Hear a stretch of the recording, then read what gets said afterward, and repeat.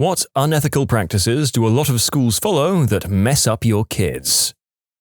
Bullied or persecuted students having the same repercussions as their bully for defending themselves. All it does is enforce the idea of, I'm going to get suspended anyway, may as well make it worth it. It does the exact opposite of what's intended. Our assembly room and gymnasium had the fire escape doors chained shut, and the police department was aware of it. You should call the fire department next time. They will burn that crap down themselves. Figuratively, of course. One of the few people you don't want to mess with is the fire marshal. Requiring you to purchase textbooks brand new from the college's bookstore because that's the only way to get the access code to complete the required assignment on the publisher's website. Less severe, but limiting kids' access to water, as in you can't have your drink bottle at the table, which sucks when you live in Australia and at summer the temperatures get up to 36 degrees Celsius and school is during all the hottest hours of the day. I was a decently misbehaved third grader. I told my teacher I had a stomachache and I needed to go to the nurse. I asked a number of times. She thought I was just trying to get out of individual reading time, and my appendix burst on the bus ride home. I was never one to ask to go to the nurse, just a hyperactive kid that my teacher apparently had had enough of. Denying medical attention to an 8-year-old seems unethical. This is not a boy who cried wolf story for all those saying, I told you so. I had a bully in middle school grab and twist my thumb hard enough to snap a tendon. Or whatever it is in your thumb, it's been a while, and nothing happened to him since he'd have to sit out football if he was punished. Passing students that aren't ready for the next grade because they need to pad their passing rates to keep funding. It's setting the kids up for failure down the road. Giving preference to kids that parents donate money and fraternize with teachers and headmasters. The person that bullied me was the child of the school board governor. The head teacher decided to sit both of us kids down to talk it out, and she burst into crocodile tears and told them I was the one hurting her. Guess which one of us got believed and which one got yelled at. Yep, pays to have important parents. Yeah, that's a kid who's learning all the wrong lessons in life. Bully, lie, and rely on mummy and daddy to get you out of any of the consequences of your actions. Great job, everyone. Good job. Everyone go home. Firing lunchroom staff for serving food to the poor students whose families can't afford to pay. Only having one bathroom open in high school. There's thousands of kids. This was the deal for us for a little bit last semester. We had a whole devious lick thing going around, and it eventually got to the point that the only restroom that was open was the one near the auditorium. The walk from the classroom to that particular restroom could be 2 to 3 minutes, depending on where the class was. And they were always crowded, yet teachers would still expect us to only take a little while.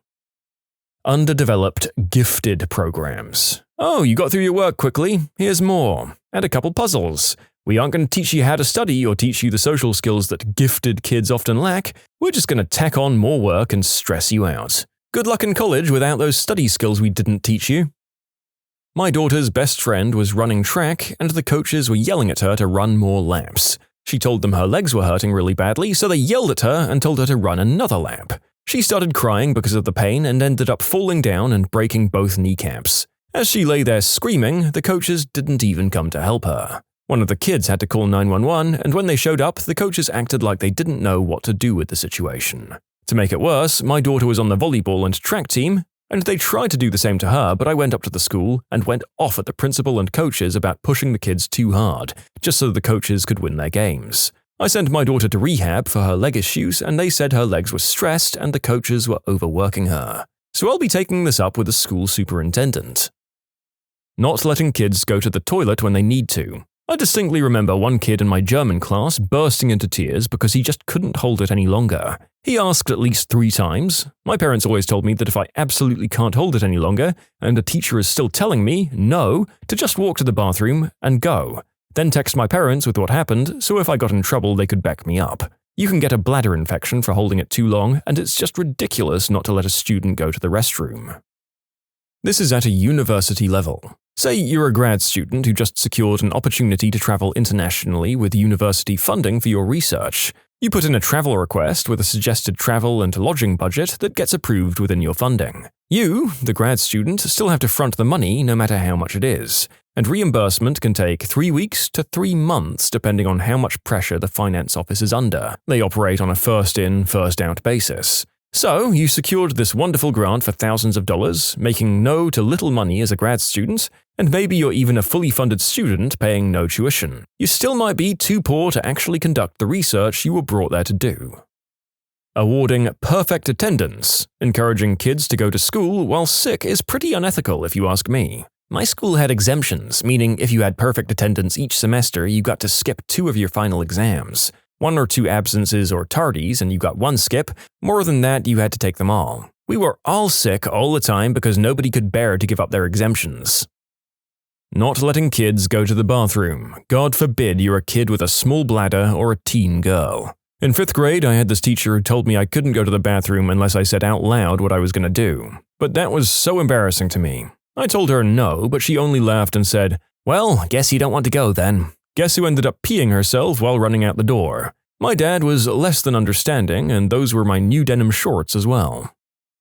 Bullied students are told to leave because it's easier to kick out a quiet victim than a loud bully.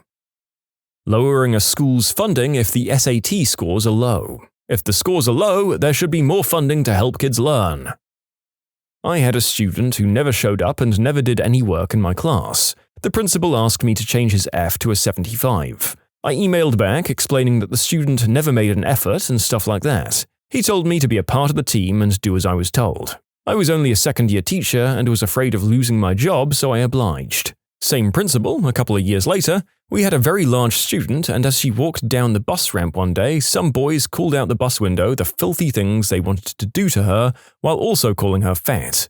I wrote them up and chewed them out. When the principal read the referral, he simply said, "Well, boys will be boys," and tore up the referral. To this day, I wish I would have asked him what he would have done if that was done to one of his daughters, but I was so shocked. It still boils my blood. The same thing happened to me as a teacher. I stuck to my principles and lost my job. A good thing in hindsight, but it was devastating to me at the time. Collective punishment. 1 or 2 pupils misbehave and the entire class gets punished for it. In the case of there being a fire, I think it's stupid that we have to go in alphabetical order. So Adam is happy and healthy, but Zach just turned into ash. In my opinion, they should all just get in a line no matter what. The worst? Probably the sky-high cost of attendance. The most visible evidence of this is the endless list of administrators, administrative assistants, specialists, administrative associates, and the list goes on. Unless you're dirt poor and qualify for Pell Grants in the US, the cost of a name-brand school is hard to swallow. Add inflation and it's even worse. If a bully starts a fight and you defend yourself, you get suspended for fighting. If a bully starts a fight with you and you do nothing to defend yourself, you get suspended for fighting. If you run from a bully to avoid a fight, you still risk being suspended for fighting. This is why I beat the poop out of a bully when I was in the 8th grade. I figured that if I was going to be suspended for the actions of someone whom I couldn't control, I might as well earn it myself. Yeah, I get the feeling that zero-tolerance bullying will once again be making many repeat appearances in one of our videos. If your school rule is making kids go, well, when I fight back I should probably just try to hurt them back as badly as possible, and you aren't rethinking your stance, there's a problem.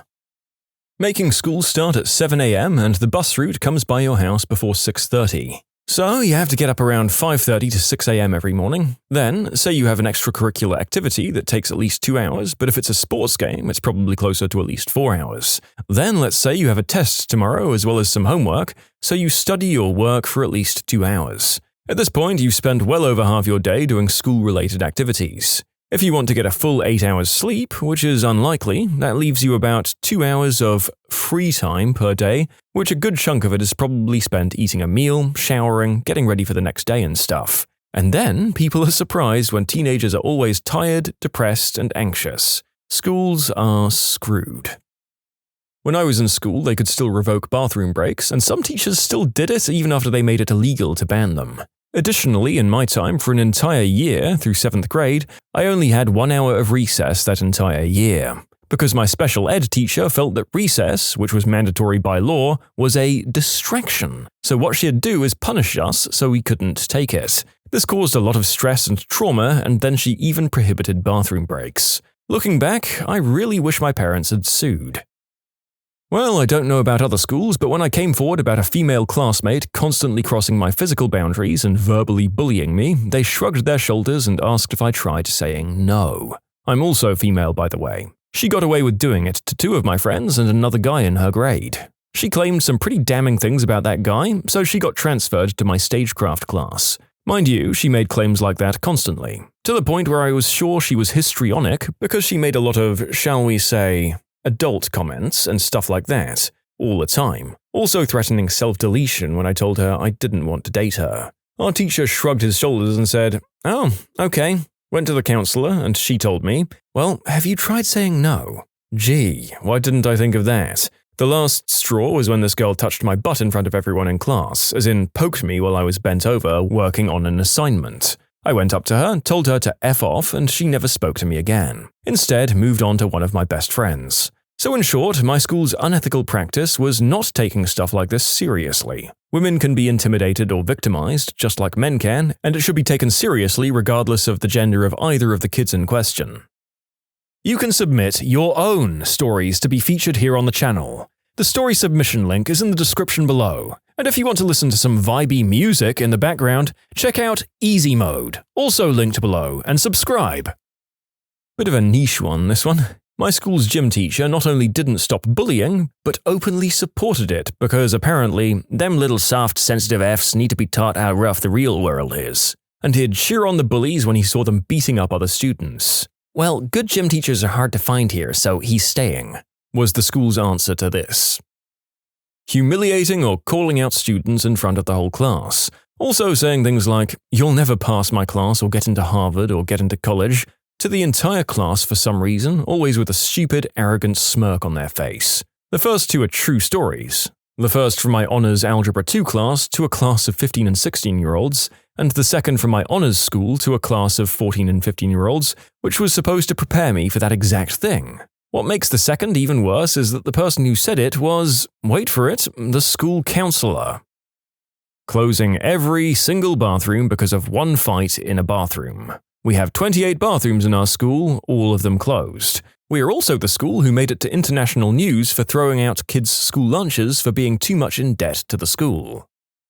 Most good colleges chase rankings to the detriment of the student body. There's also been an abandonment from state schools to provide affordable education to everyone in the state. Having worked in a private school for 16 years, I've got so many answers to this, but I'll limit them to the following 4. Stating in the shiny brochure given to parents that any possession or use of substances means instant expulsion, and then allowing students with substances to return after a 2-week suspension. The only kid at my former workplace who was expelled over substances, and it happened because they stole the money they used to buy them. Then there's telling students that if they defended themselves from local bullies, they'd be suspended. This rule was dropped after a student ended up being pushed into a river after having their nose broken. Then there's letting students sleep in dorms where the walls are riddled with damp because there's, quote, no money in the budget for repairs, while finding the funds to do a full refurb on the toilets in the school auditorium right before the visit of a member of the royal family. And finally, treating male and female students differently. Case in point, a female student got caught performing a down-under kiss on a male student who was moved to a new school, while the boy was allowed to remain where he was.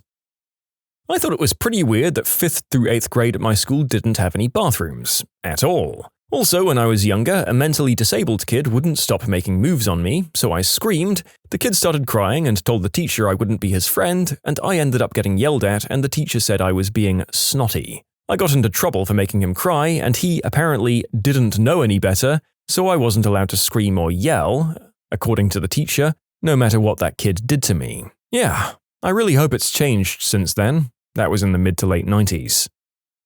Just about every school is hierarchical and teaches kids to never question authority, in this case the teacher or principal. Teachers are on occasion incorrect or may poorly explain things, and school policy can sometimes be profoundly unjust. It is heavily indoctrinated that children should never question these things, and it's often punished when they do. This leads to people growing up with a very unhealthy hierarchical approach to just about all aspects of life. Too much homework. Let kids be kids. A little homework is good, but God, don't drown the kids in it. We have to stand outside for however long the school wants us to. The longest has been up to an hour. In the winter, in silence and without coats. Okay, so the average comment in this grouping was made about 4 years ago, and I want to know what in the frick school was getting away with this sort of borderline corporal punishment in 2021. Like, surely if this is in the States, as most of these stories are, this is a lawsuit waiting to happen. Wild. Over-the-top dress code making girls feel like crap because of it. Tormenting socially awkward or introverted students. Not allowing kids to drink water. Like, bro, no discipline is being inculcated by making me thirst in a place where I'm supposed to pay attention to the board. Dress code policing, specifically for girls, especially for girls. It's demeaning, and I say that as a man. Not allowing people to go to the washroom. One of my friends literally started crying because he had to go and the teacher was going to cut attendance if he put a step outside class. She eventually obliged, but man, what a witch. Convincing kids that a 4-year institution after graduation is the best choice for everyone, no exceptions. Not so much a school problem, but kind of related. When I was in first grade, a couple of third graders cornered me and started saying things like, "Your mum doesn't love you and will abandon you at school," which isn't so bad, but 6-year-old me was devastated. I told my teacher that I was being bullied at recess, and she asked what grade the bullies were in. I didn't know at the time, and I guessed that they were in second. She pretty much responded, "I highly doubt that any of them would do that, but I'll look into it." A little while later, she approached me and told me to stop lying. 7 a.m. classes in complete disregard for what the science says about adolescent development and sleep schedule and the effect of early classes on academic success. Zero tolerance, which at this point is just an excuse not to investigate anything. Making all the girls walk into a classroom and get down on their knees in front of their male classmates to measure our uniform skirts to make sure they're not too short and up to code. Extremely frickin' humiliating as middle schoolers and completely uncalled for. For clarification, the boys didn't measure our skirt lengths, the teachers did. However, instead of bringing us into an empty classroom or just not doing it at all, they'd bring us into populated classrooms with many boys present and do the measurements there. Oh, I so rarely get to tell this story, but I was in a school when the whole yoga pant thing was a craze hit. Are they pants or tights? My school decided that they weren't tights and weren't allowed. One day a girl came in wearing something that looked like tights or jeans, jeggings I think. She said they were skinny jeans. Important, this girl is 16. Well, the male principal got a male teacher, told the underage girl to stand still so the male teacher could run his hands up and down her legs to see if they really were jeans. The girl flips her lid and just starts screaming at both of them. Then she called her dad and told him what they wanted to do. Her father immediately raced to the school and rained hellfire on all of them. Suddenly, nobody cared if you wore yoga pants or not. UK here, maybe not quite on the same track as some of the answers, but basically schools forcing university is the only option after leaving school. Never mind college, apprenticeships, going straight into a job or things like that. They don't want to hear about it unless it's a university. I've even seen schools making students pay and apply for a university even when they've got offers at college or accepted as an apprenticeship. I presume it's because the more students that get offered a place at university, then the better the statistics are, and that seems to be a huge focus, unfortunately, these days. Oh my word, so many to choose from, so here is a short list. First, segregating special education students into what are called Special Class with Integration Rooms, or SKIN rooms. The idea is that the student has a home base and can receive instruction from his or her special education teacher on difficult subjects, and then be integrated into the regular flow of school for the rest of the classes. How it actually works is they keep the special ed kids in there all the time and let them out for physical education, sometimes lunch if they don't have their own lunch period, and for classes that can't be taught in special ed classrooms like the arts. You'll usually find these classrooms tucked away by the boiler room or in the basement if your school has one, or otherwise out of the regular flow of school traffic. And the second is zero tolerance policies. They encourage kids to inflict higher levels of harm since the consequences will be the same. Why shouldn't they just absolutely beat the crap out of the other kid? The street cred alone is worth it. Letting failing students move forward. Assigning 300 problems worth of math homework every night that takes 5 to 10 minutes to write out. On top of that, teachers don't coordinate so they all decide to give 1 to 3 hours worth of homework per night and somehow expect students to complete it all and not be sleep deprived when they come in the next day. Also, punishing the victims of bullying when they fight back. Seriously, may the fleas of 1,000 camels feast upon you for the rest of your days. How sports programs have way more money than any other programs at the school because apparently school is a business, not education. selling twice the number of parking passes than spots actually exist for, despite 10 blocks around the school being no parking zones, and then imposing steep parking fines. Keeping bad teachers in their positions, not the same as a good teacher with poorly performing students with bad home lives and stuff. Making kids have to pay for their lunches. I grew up where some students paid full, some paid reduced, and some didn't pay at all, depending on the family's income. If you didn't pay, you got a sandwich with 4 slices of cheese, and that was all. But honestly, nobody should have to pay at all for their school lunch. The Pledge of Allegiance. Honestly, it seems like such a fascist practice to the outside observer. Then there's confiscating kids' phones, withholding graduation ceremonies because they've labeled kids as troublemakers, zero-tolerance policies, ignoring and covering up bullying. Making kids sell magazines or whatever should be 100% illegal, and I don't know what kind of parents stand up for that bullcrap. Holding your records and diploma because your parents are behind in payments. I went to a very good but expensive private school, which my parents could consistently pay for when I was very young, but struggled after 2008. When they'd be behind in payments, the school would hold my grades sheet from my parents, so I could never see the comments my teachers would have about me. Finally, at my graduation ceremony, I couldn't have access to my diploma nor my grades, which I needed to complete my college dossier, until my parents paid what they owed to the school. Of course, people should pay their dues, but messing with the students made me feel very bad. What are your funniest, not safe for work jokes? Well, folks, in case it's not obvious, there has had to be a fair bit of swapping out some words for more YouTube-safe alternatives. I think the jokes still work out just fine, though.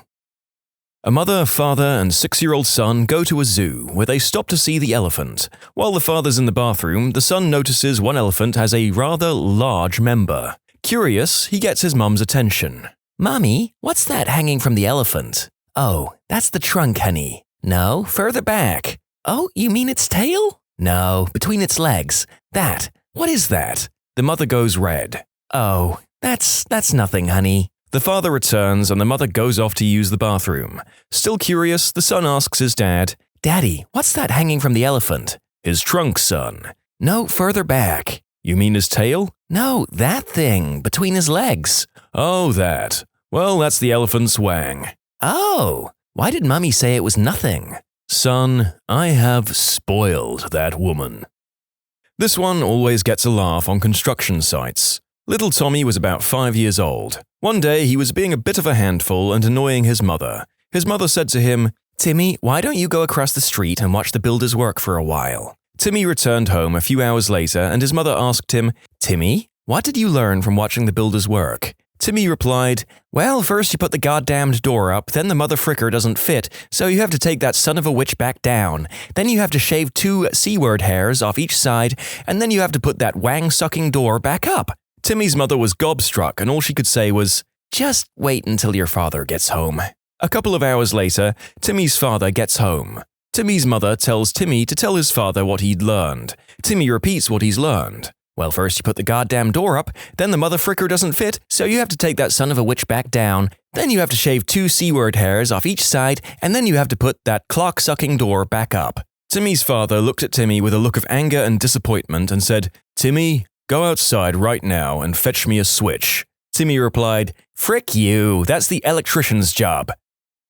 3 men got stranded on a desert island. After walking around for a while, they're found by some tribesmen. The natives take them back to their hut. The chief tells them, "Go out into the jungle and collect 10 pieces of fruit." The first guy returns with 10 apples and the chief says, "Now, shove them all up your butt without showing any emotion or we'll kill you." He shoves the first up and is in terrible pain, but shows no emotion, but during the process of pushing up the second, he flinches and therefore gets killed. The second guy comes back with 10 cherries and gets told to do the same. He's finding it relatively easy, but when he gets to the 8th, he starts laughing hysterically and gets shot. He meets the first guy in the afterlife, and the guy asks, "Why did you do that? Why did you laugh?" And the second guy replies, "Well, I'd nearly finished when I saw the next guy walking up with 10 pineapples."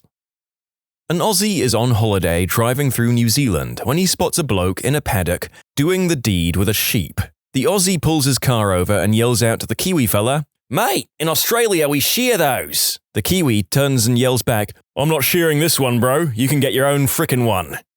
Honestly, you would be surprised at how many jokes in this thread just seem to be the Kiwis and Aussies slandering each other. I might try to spread out those jokes a little bit. A man buys a pack of prophylactics at the pharmacy. The pharmacist says, "Large pack, huh?" The guy buying says, "Yeah, I'm meeting my girlfriend's parents tonight. After dinner, when we go home, we'll be getting it on." Later at the dinner, the guy is praying before he eats his food. His girlfriend says, "I didn't know you were religious." The guy replies, "I didn't know your dad was a pharmacist." A ventriloquist is going for a walk through the countryside. It's a hot day and the sun is beating down on him, and he's getting tired and needs a break when he spots a farmhouse.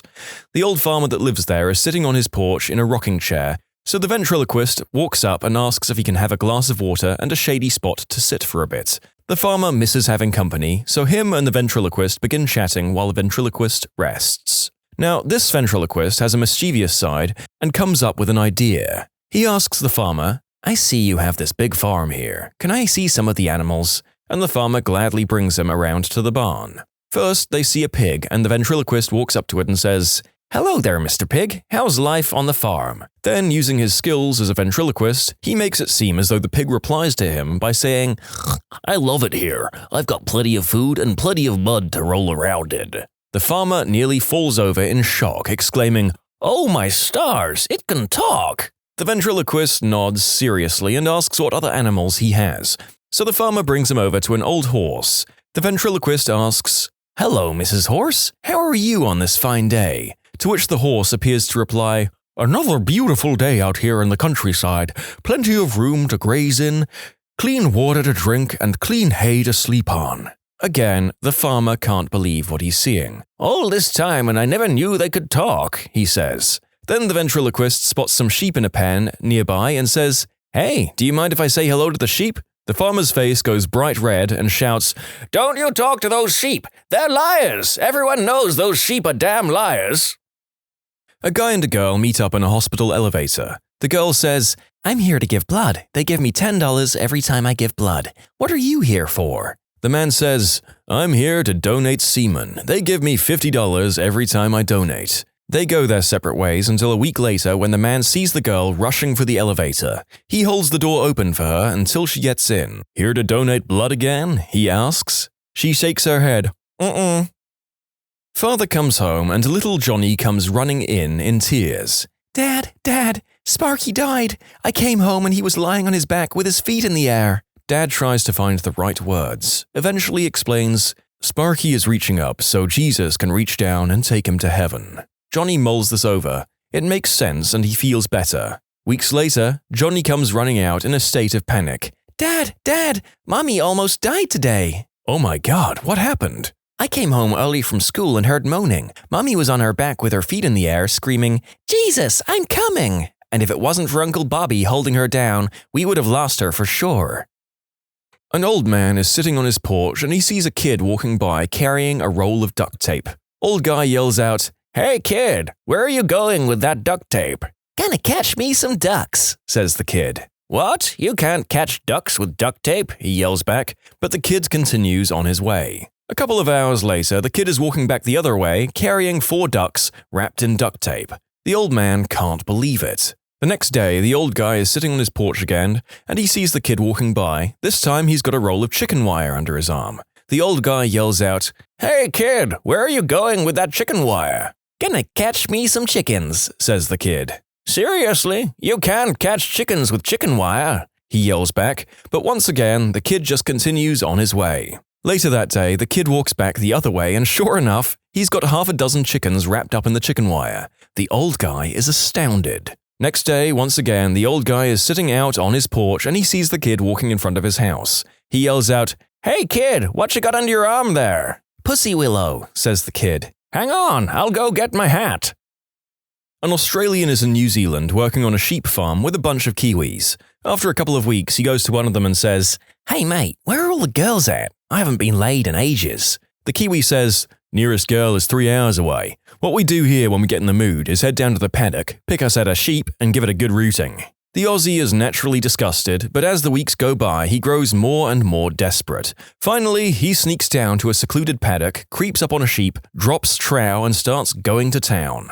Almost immediately, he hears all the other farmhands laughing at him. Trying to quickly pull his pants back up, he yells, "I thought all you guys did it." "We do," replied one of the Kiwis, "but you picked the ugly one." Well, I told you there'd be a few of these, didn't I? These two countries really have an axe to grind with each other, it seems. My girlfriend tried to make me do the deed with her on the hood of her Honda Civic. I refused. If I'm going to do it on a Honda, it's going to be on my own accord. What's the difference between a pickpocket and a peeping Tom? A pickpocket snatches watches. Kinda like the difference between a magic show and a burlesque show. What's the difference? Well, a magic show is a cunning array of stunts. How about the difference between an epileptic cornhusker and a working girl with diarrhea? Alright, what's the difference? An epileptic cornhusker shucks between fits. Man walks by a shop. There's a sign out front that says, cheese sandwiches $1, pull jobs $5. So he walks in and sees a beautiful blonde standing behind the counter. "Are you the woman who gives pull jobs?" She says, "Why yes I am," in a very flirty tone. He says, "Well, wash them hands and make me a cheese sandwich." This is my go-to joke. Gets a laugh every time. There's a bar right outside the town I live in that's a hot spot for people driving through town. One night, this guy walks in and sees a jar full of $10, $20, $50, and even a couple of $100 bills in there. So he asks the bartender, "How does somebody win that tip jar?" The bartender says, "That's for anyone who can make the horse in the back laugh." So he strolls to the back where the horse is, closes the door, and a couple of minutes later, he walks out and the horse is laughing uncontrollably. He casually takes the tip jar on his way out. A couple of months later, he enters the same bar and sees an even bigger jar full of cash. So he asks the bartender how to win this one. "That's for anyone who can make the horse stop laughing." The man gets up, walks to the back, and sure enough, a couple of minutes later he walks out and the horse is dead silent. The man grabs the tip jar and is walking away, and the bartender says, "Hey, wait! I gotta know, how did you do it?" The man says, "Well, the first time I told him my wang was bigger than his, and the second time I showed him."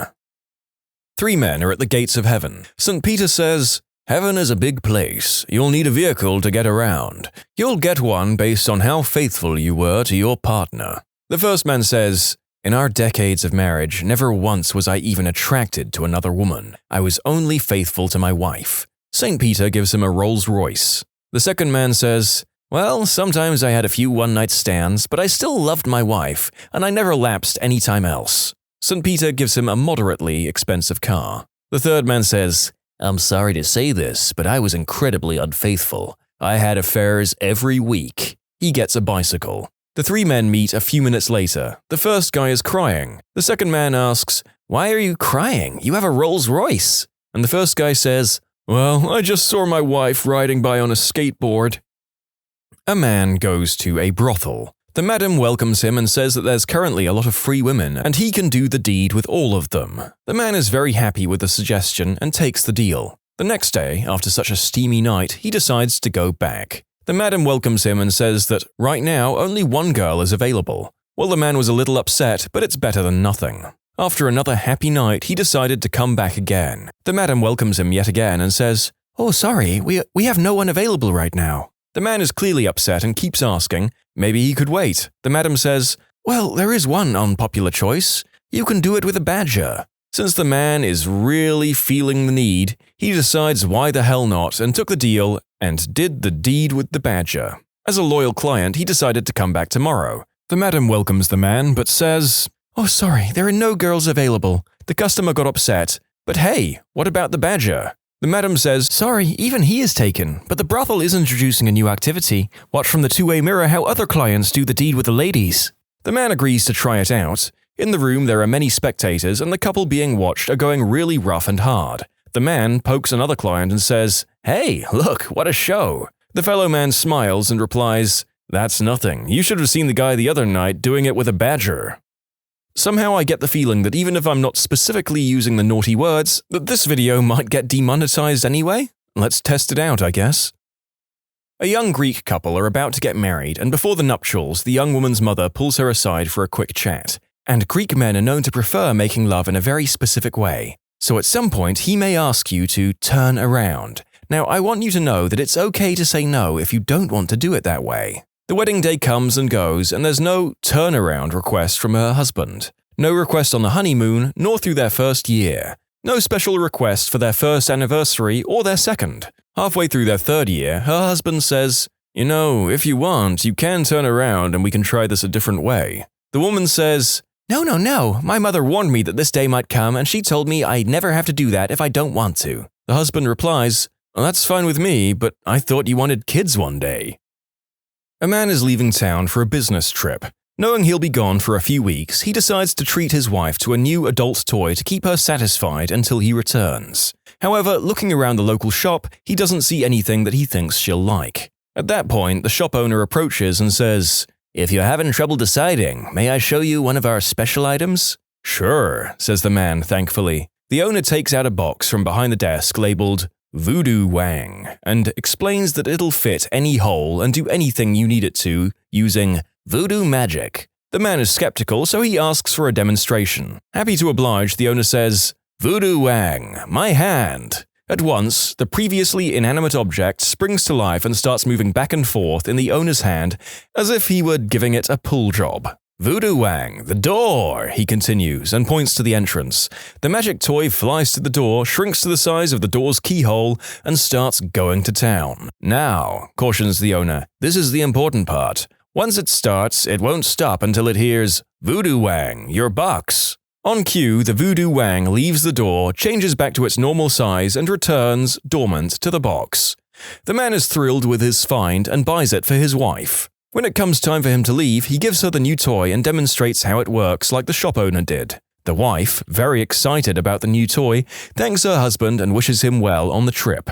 About a week passes and the wife decides to try out the Voodoo Wang. Removing it from the box, she says, Voodoo Wang, my hoo-ha! Well, the Wang doesn't hesitate. Jumping out of the box, it changes size to perfectly fit the woman's body and goes to town. It's fantastic. It does everything she wants it to and knows exactly when to speed up, slow down, get rough, be gentle, you name it. After her second climax, the woman says, Voodoo Wang, stop! But nothing happens. Again, she says, Voodoo Wang, stop! But still nothing happens. Realizing she forgot the magic phrase, she starts to panic. Grabbing some clothes and her car keys, she makes a mad dash to the hospital to see if they can help her. She's about halfway there when she has a third, massive, full-bodied climax and starts losing control of the car. At this point, a cop sees her driving erratically and pulls her over. Ma'am, you're driving very recklessly. Care to explain yourself? Well, she does her best to explain the Voodoo Wang to the police officer, but he's clearly not buying it. It's the truth, she pleads shakily. Yeah, right, scoffs the cop. Voodoo Wang, my butt.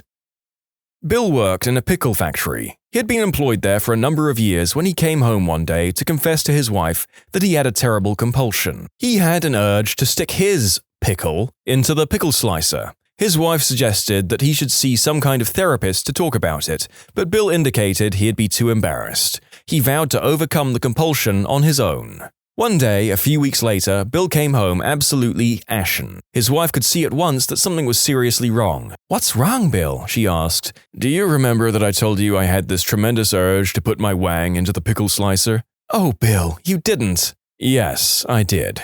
My God, Bill, what happened? I got fired. No, Bill, I mean, what happened with the pickle slicer? Oh, she got fired too. A man is standing stark bare naked on a street corner. A cop walks up and tells him, Sir, you can't be doing that here unless you have a good excuse. I'm going to take you to jail. Yes, sir, I have a good excuse. I was at my girlfriend's apartment, we started drinking. Next thing you know, she jumps up and says, Let's take our clothes off and go to town. I guess I beat her here.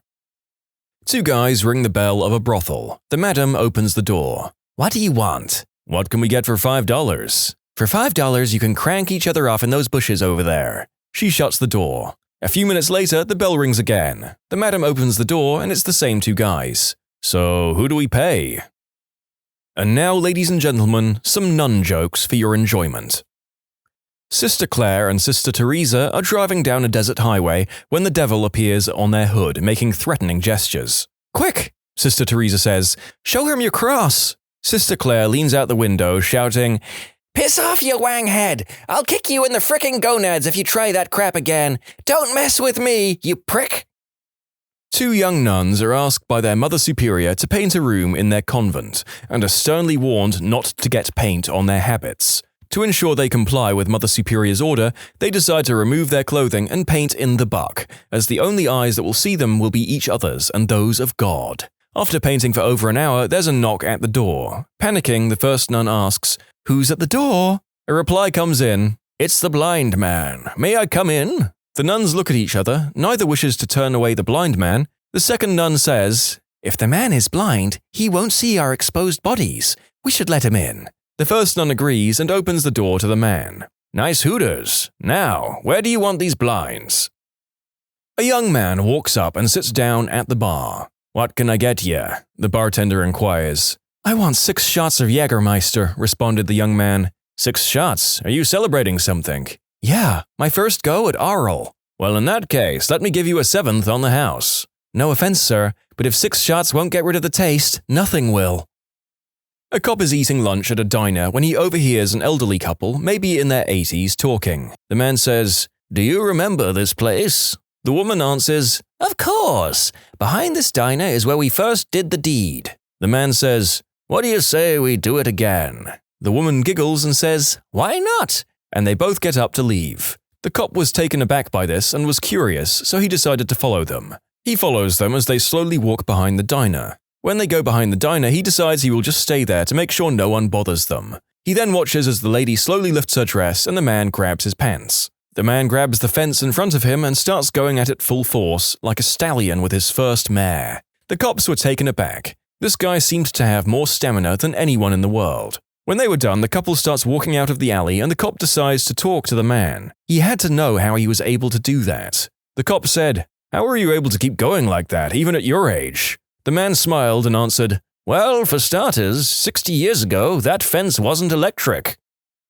A man moves into a new town and wants to make friends. He goes to the local bar and orders a drink. The bartender says, "Hey, you're new. You want to try out our bar challenge for new guys?" The man says, "Let me hear it." The bartender then goes and says, "Well, first you need to drink this whole bottle of Patron without stopping. Then you have to juggle these 10 beer bottles. After that, there's a gator outside with a loose tooth. Then there's my poor old sister upstairs that's never had a climax in her life." The man says, "F that, I'm not doing that." But after a few beers, he says, "Give me that Patron," with fire in his eyes. He chugs the Patron, no problem. He juggles the beer bottles with no problem. Then he goes outside to the gator. The occupants then hear the gator roar and scratch the man. They hear groans and moans from the man. Then they hear silence. The man comes back to the bar, still adjusting his pants, and says, "Okay, now where's that woman with the loose tooth?"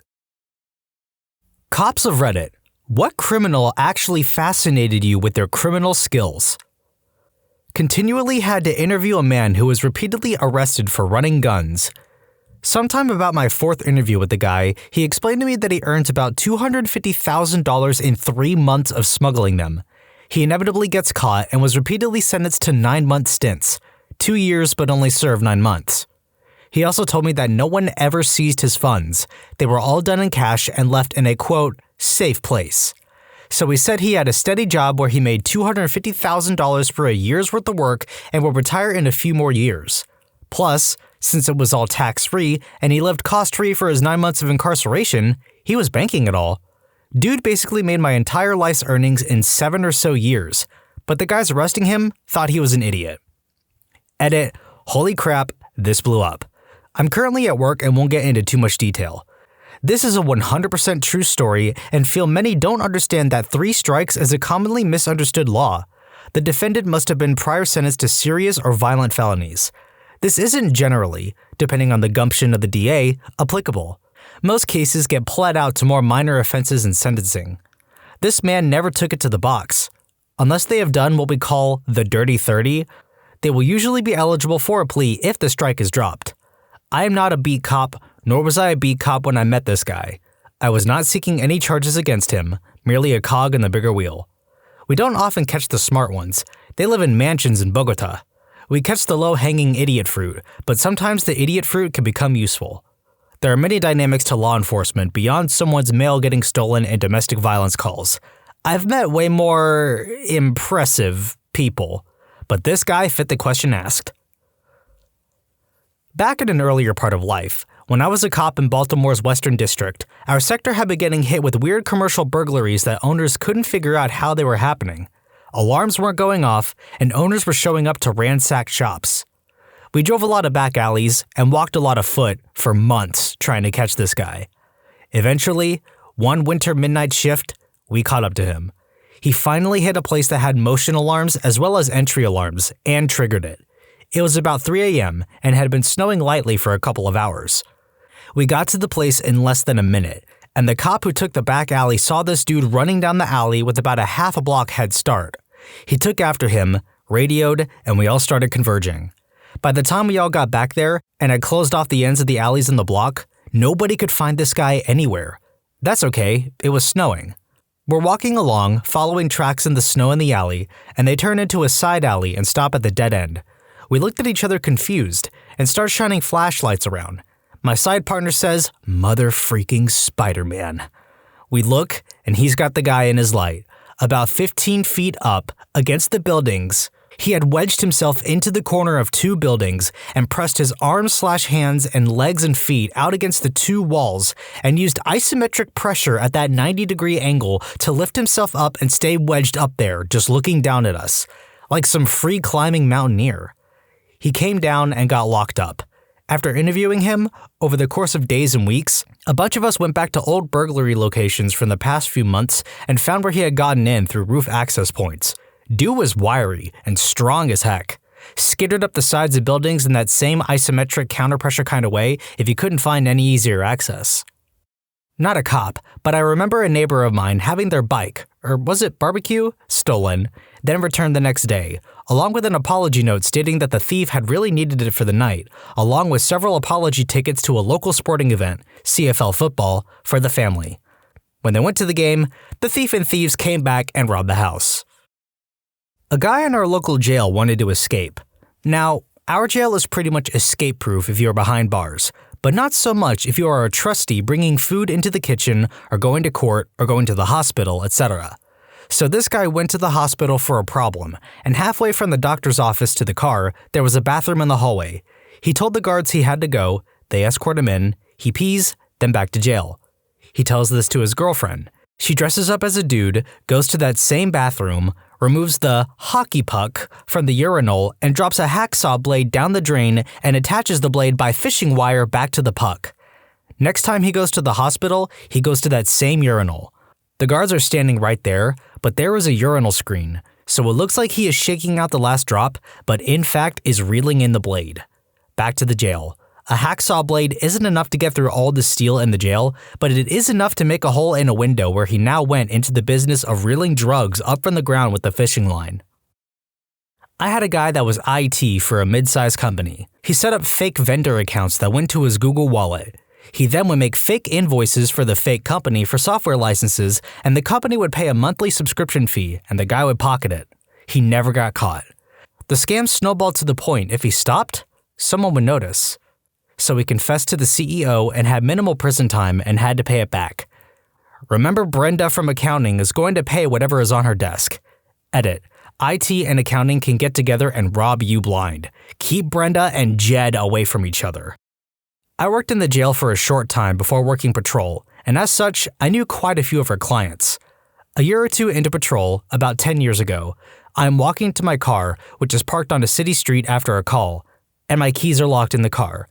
A client, who I remembered as always being rather funny, comes off his front porch, asks if I need help, and in less than 5 seconds, he had my door open in one movement.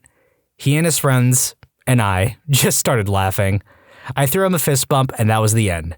Now, I have a whole kit to get into cars for emergencies like babies trapped inside. I've practiced and tried to be good with it.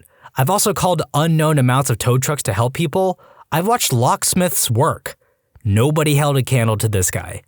Side note, client really cleaned up his life and owns a small but decent mechanic shop now. It's pretty nice to see. My dad is a cop. He once had a guy run a red light at 2 a.m. The guy then stopped at the next light for about 3 minutes as it went through its cycles. My dad pulled him over and asked why he waited so long. The guy said since he ran the red light, he thought he should stop extra long at the next one. Edit. My dad also has a rule that says if you make him laugh, he won't give you a ticket. No ticket was issued that night. 2 local guys walked into Canadian Tire and just casually walked out of store with a full-size canoe. Who would ever question that bold move? Got caught when they went back in for the oars. I watched a Travel Channel program on casino thieves. One of the most successful was a sleight of hand guy at the roulette table. His gimmick was he'd put 2 chips on a roulette number. When he won, the dealer, spinner, I don't know, I'll just say dealer, looks at his 2 chips and says, okay, 20 times 35 is $700. No, the guy would say, and he'd flip over the top chip. It wasn't 2 $10 chips, it was a $10 chip on top of a $1,000 chip. The casino would call their pit bosses and their security team and analyze footage from a dozen different security cameras pointed at the table and the surrounding tables. All of them would show that the guy and everyone at the table never touched his chips. It was physically impossible for him to make a switch. What he did was sketchy, but it wasn't against the rules. Finally, reluctantly, they would give him his $35,350. Turns out he was switching chips. He had 2 people working with him to watch and distract the dealer and the pit boss. He was an expert at it. He would bet $1,010 every round and switch out the $1,000 chip every time he lost. He realized that casino security won't scrutinize every $20 loss. Not a cop, but I always liked this guy. Richard Lee McNair. Quote from the Wikipedia article. After McNair's arrest, he escaped 3 times from 3 different institutions using various creative methods. On his first attempt, he used lip balm to squeeze out of a pair of handcuffs. He escaped a second time by crawling through a ventilation duct. In his last escape from a federal prison in April 2006, he mailed himself out of prison in a crate. Not a cop, but look up the Banco Rio robbery in Argentina. That was some fine robbing. They enter the bank from the front door, everyone on the ground, demand the bank vault to be open. They get in and close the door. Police arrive and start to negotiate through telephone calls. Negotiation lasts for hours as they threaten to kill everyone in the bank. Police finally go in, enter the vault, and it was empty. No money, no people. An hour later, they find behind a cabinet a hole in the wall. The hole led to the sewage system that ended up straight to the river. They put a boat in the sewage and escaped through the river. They got caught because the wife of the gang leader turned him in because of a fight they had. The money never appeared. Have y'all seen that show called Money Heist? That's its English name. The Spanish name is Casa de Papel. I think this event is what inspired the show. It's about this group of criminals that all get together and rob a bank. But what sets it apart is that it goes into each person's life and drama unfolds as tensions and relationships form between all the characters. Highly recommend if you have Netflix. I had a shoplifter hitting the Walmart for TVs. He would go into the store, put a TV in the cart, and go to customer service. He would request a refund for the television. To wit, the customer service employee told him he needed a receipt. He would proceed to get agitated to the point where security would come over and escort him and the TV back to his car. Away he would go. He took 3 local Walmarts for almost 20 TVs. Sometimes, it's the simple strategy that's the best. My coworker back in the day used to work at a bank. He would copy checks and cash them. He was almost at $1 million when his girlfriend got mad at him and snitched. He would be sitting on a bench somewhere if it wasn't for her. Lesson, people. The only people that should know of your crime are the ones you commit it with. r/unethical life pro tips. Couple of idiots tried to steal an ATM, chained it up to the back of an old 1975 Chrysler New Yorker, weren't looking, and it rolled into a convenience store front window. Left the ATM, and as the alarms for the store were going off, made off with 50+ cartons of cigarettes. Got pulled over on a highway because one of them had to pee. Not a cop, but worked with police after I was mugged. Basically, this young, really sweet-looking couple would mug or pickpocket people, go to the bank of the victim, and one of them would claim that his/her wallet had been stolen, and they had no money to get a new ID and needed ID to get a bank card. The sympathetic banker would buy the story and help them get a new debit card under the victim's account. They were super charismatic and memorized all the other information they could find from the wallet: full name, address, sometimes actual numbers from the bank card.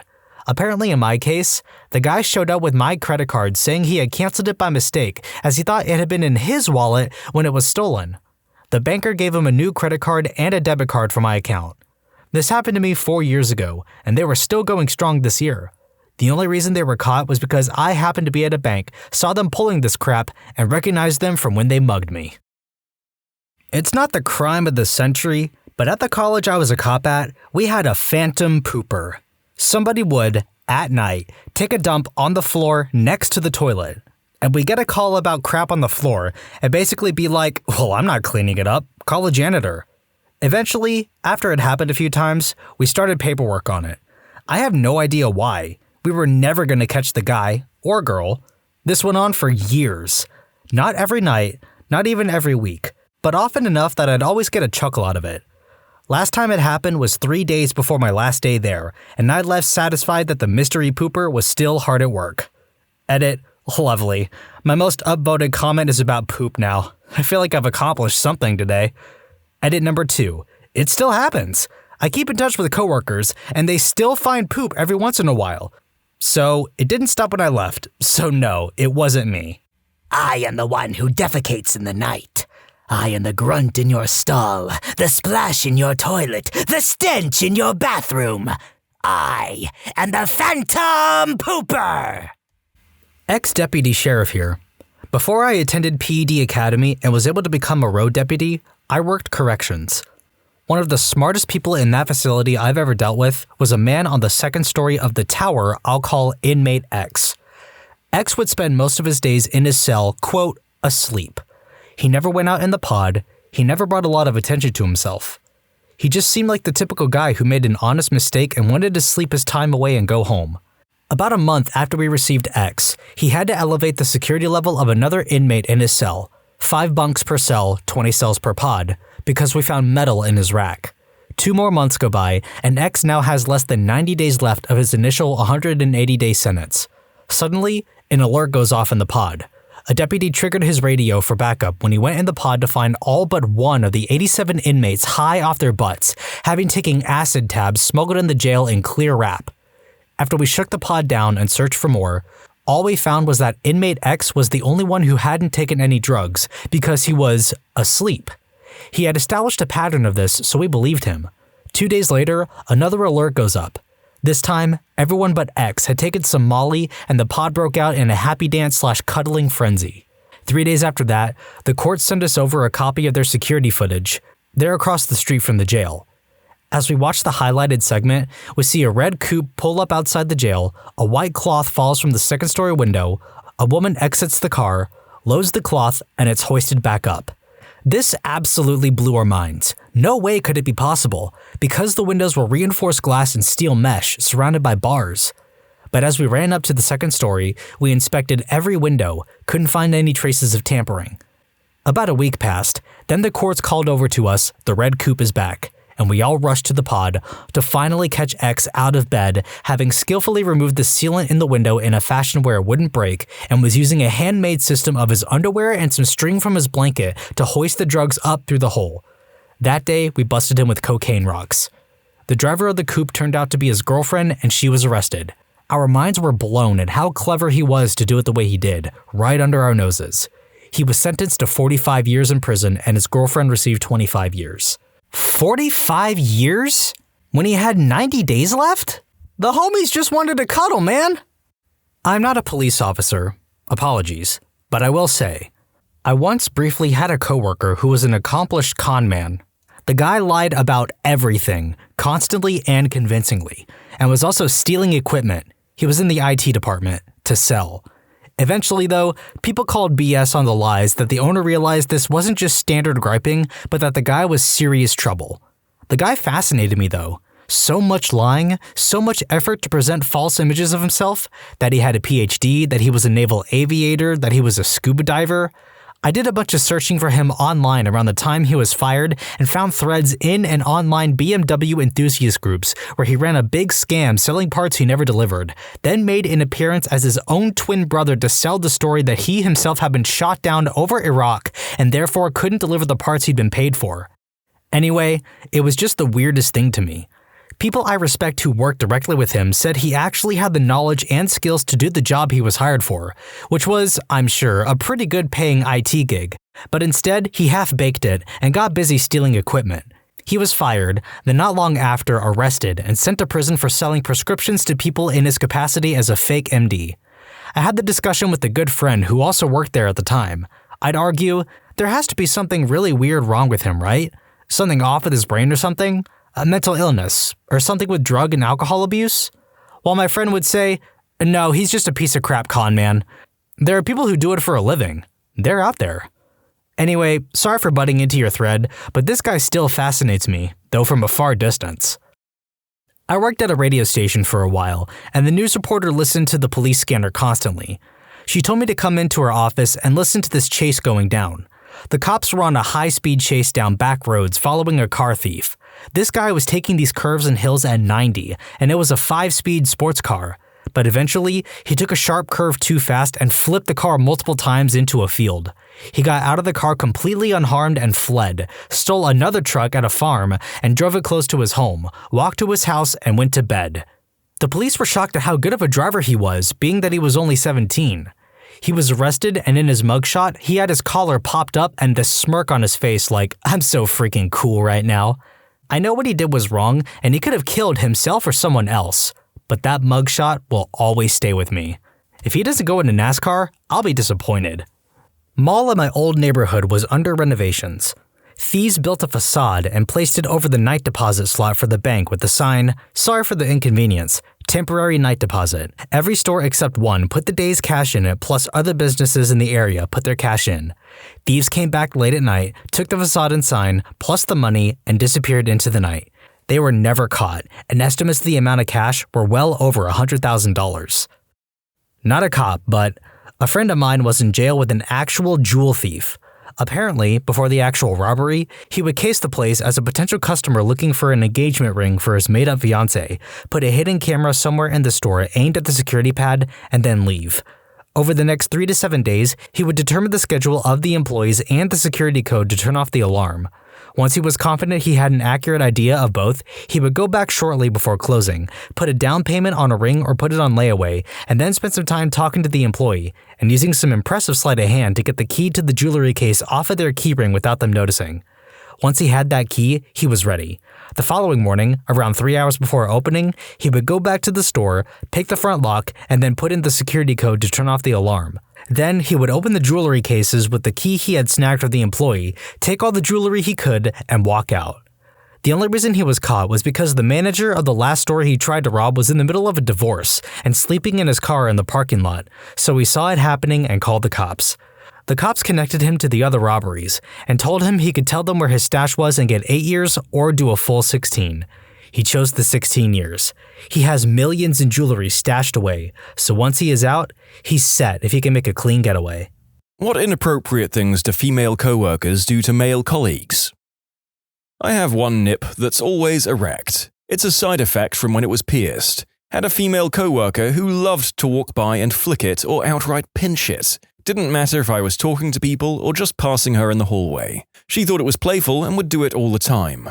I found it emasculating and embarrassing and asked her to stop repeatedly. It was annoying as F. I wanted to handle it quietly, but she wouldn't stop. Apparently, I was just too sensitive. Actually, it's my nip that's sensitive. It's okay because you're gay. Gay guys like it. Solution. She did it to me as we were entering a room for a staff meeting. I said in a slightly above normal voice in front of our entire team, "I need you to stop touching my nips. Never touch me again." You could hear a pin drop. Got an email from my boss later that day. "Your issue has been addressed. It will not happen again." How did a comment about my nips become the most viewed thing I've ever done on the internet? This one I see in the military a lot. Don't demand equality and treatment like men just to turn around and pull the "but I'm a female, I shouldn't have to do this" excuse. At a company meeting in front of a lot of our co-workers, a woman snuck up behind me and began to give me a neck rub without asking me for permission. I was not pleased, but I didn't say anything because I didn't want to make a scene. When female colleagues massage my neck/shoulder region with one hand while I'm at my desk. Reverse the roles and I would have been seen as the creep. Oh dear. Yeah, massage creeps crop up in all sorts of situations, and I might have briefly flirted with being one for a while, but mostly in my circle of friends, and I will discourage all of that non-consensual touchy-feely crap in others to my dying day. I had a coworker who couldn't wait to tell you about her medical issues. No matter how personal, no matter how much I asked her not to, I got a blow-by-blow of her pap, rectal exam, colonoscopy, and bathroom problems. I wasn't interested in her gynecological issues nor her gastrointestinal issues. Leave me out of it. I have a coworker who's in her 40s and is married with children. Every time I walked past her or I'm near her, she always calls me some pet name like baby or hot stuff. Sometimes it's a little more mundane, like handsome, but either way, she says it out loud where not only staff but students could also hear, and that's super awkward for me.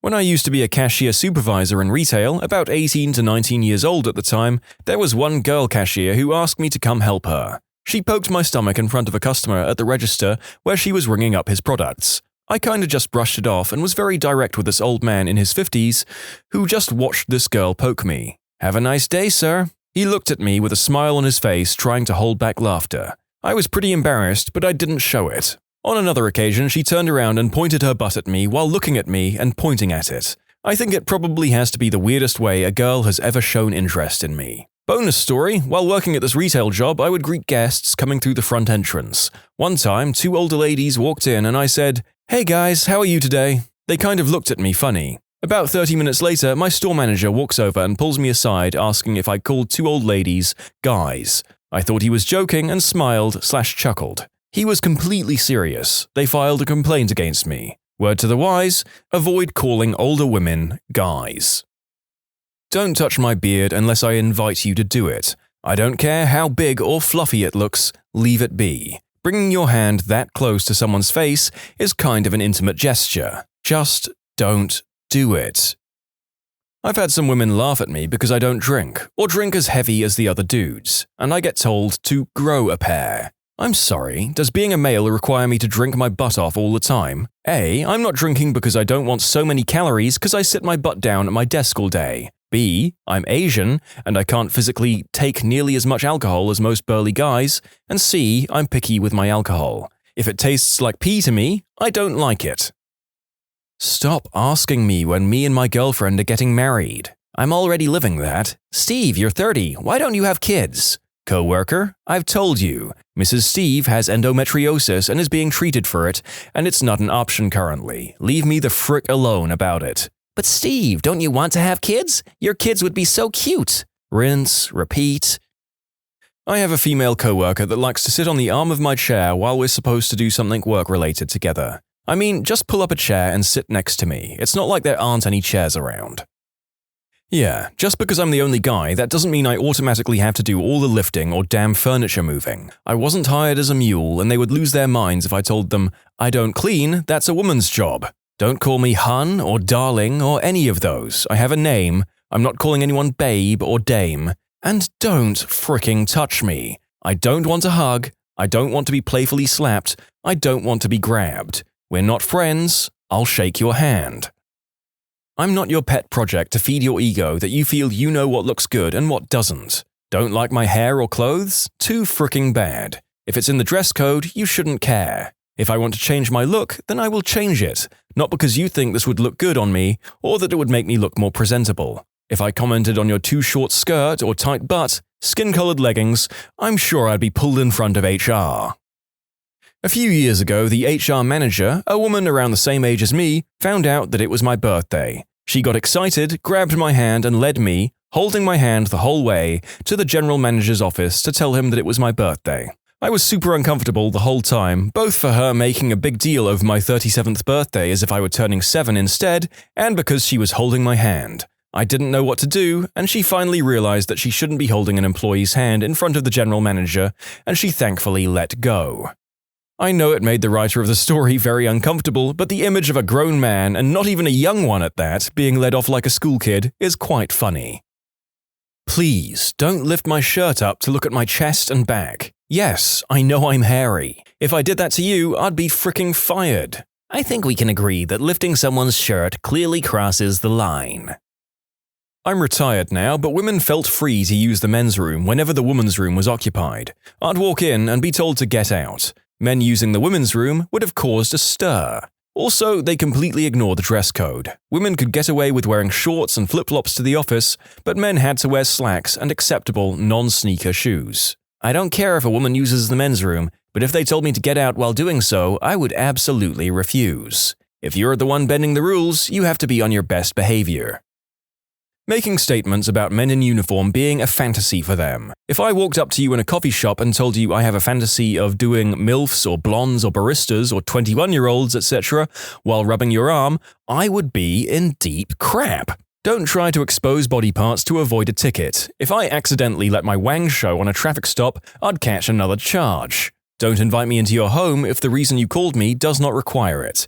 It is very uncomfortable telling you 4 times that I do not need a cup of coffee. Yes, I know your kids are at school and your husband is at work, you've told me a half dozen times. But I'm here because someone drove over your mailbox and I'd really like to just finish this call and get back into my car because it's really cold and my lunch started 3 minutes before this call came out. Honestly, it's incredibly uncomfortable turning down advances while at work. I could be in a very isolated setting with a woman, or worse, a teenager, on a mundane call. Women can get nasty even when you turn them down as politely and respectfully as possible. I don't want you telling people I touched you or made an advance or insert unprofessional action here. Everyone hates cops now. Everyone loves a scandal and would believe you before any investigation. I have called supervisors and partners to a scene because I wanted someone there with me just because of a woman's statements or actions. Civil service is a lot like your food server. We're being polite because it's part of the job. Don't take my politeness as flirting. I've had a coworker who would jokingly slap my face. I asked her to stop many times. She would still slap me in the face. Either kinda hard on the face or as hard as she could on the arm.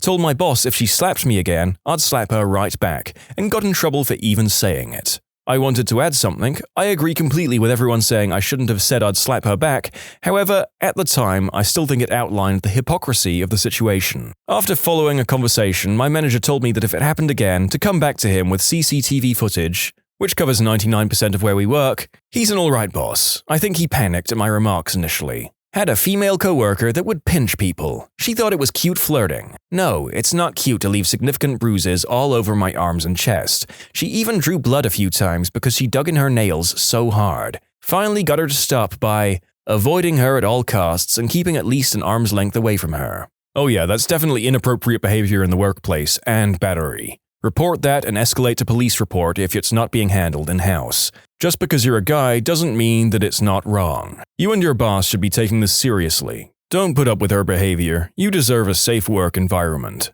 Number 1. My muscles are not free to touch just because they look big today. Number 2. Neither is my hair or beard. Number 3. No, I will not comment on your appearance because I don't care how you look and I won't validate or invalidate whatever nonsense you're feeling today. 4. Every request that begins with "a real man would," well, I guess I'm not a real man. Number 5. Not feeling like any undesirable or inconvenient chore is mine by default because I'm a man. Understand real man statements for what they are. Attempted manipulation. It's an immediate red flag that forces me to closely evaluate the statement and typically ends with me ignoring it on principle. This whole series of stories is just giving me flashbacks to being a barista in a coffee shop with loads of regulars. There were some female customers there who treated a few of the workers like a lot of these women treat their colleagues. Where I live, a lot of older women, older than 20s me, like 40, but not like 80, and more typically mothers, tend to refer to younger men by somewhat odd pet names. For example, honey, love, darling, dear, pet, and good lad. I imagine it's because they're just so used to referring to their children, who may well be close to my age, as such. Often when I'm very much their peer or even on occasion their superior. At worst, it's a touch condescending and consequently rude, and not that inappropriate, and it's commonly understood to be nice and well-meaning. However, outside the context of my own culture, for example when dealing with US peers whose workplaces are more corporate, it comes across as super weird and inappropriate and makes our US colleagues feel uncomfortable and harassed, which makes me uncomfortable. It puts me in the awkward position of having to call them on it. A relatively small complaint to have though, which is nice. Come to Yorkshire, the only time people don't call each other love is between two men. I went to visit an agency on Stoke-on-Trent. Our account manager had told me at a previous work trip abroad that affectionate duck was used over love in that area of the UK. They had a cook on site and she came into the meeting room to see what we wanted for lunch. As they introduced me, she went, "Alright, duck," and I nearly lost it with laughter. Please, just stop commenting about how cute I am and stop pulling my goddamn cheeks every time you're talking to me. I'm a 25-year-old grown man, for frick's sake. I should say that I do let the ladies do it because they're like my grandmas, and most heartbreaking of all is that they don't have a family to call their own, so they consider the three young people, me and my best friends AJ and Akash, as their sons and grandsons. Women would just sit on my desk and try to be flirty and this or that, trying to be suggestive or alluring, and it was just awkward as frick. Also, feeling me. Yeah, I lift, but grabbing my chest or shoulders or biceps and whatnot, imagine the outrage if I was a girl. It's the hypocrisy that tees me off more than anything. I've had it happen in several workplaces. Just because you're a guy, so you're obviously into female attention, and fit, these women believe they can feel you up all over your torso and sometimes go for the butt. Like, why don't we get off the clock and ask each other's permission to start groping each other? Maybe I'm not interested in you. If I walked up to any woman at work and said, "Wow, your hooters are huge today," grab bosom. "Those squats are working, cutie," grab butt. "Hey, can you get me that list for X?" hand on thigh. Those things would lose me my job immediately, but women can comment on physique and feel me up constantly with no repercussions. The few times I've gone to a boss about it, I'm the butthole. Stop coming up to me with office gossip. You're wasting my time. I don't care if Jessica is sleeping with so-and-so or if Carol is a real witch. Stop coming up to me to show me your 3-year-old put his shirt on backwards with a 10-minute backstory. I've never met your family. I don't want to meet your family. You're my co-worker and not my friend. I don't care. When I have a mustache, don't call it a prawn stash. Don't make jokes about me being inappropriate with children. It's facial hair, not a sexual organ. Please, do not touch me. Just don't touch me. I wouldn't touch you. Don't touch me. And now for the actual inappropriate acts, which only seems to come from women who are 40 or older. Don't call my haircut or outfit or anything hot. If I did that, I'd be in trouble. Don't talk to me about your romantic life. I don't want to hear about your man going down on you just as much as you don't want to hear about me railing my latest Tinder match.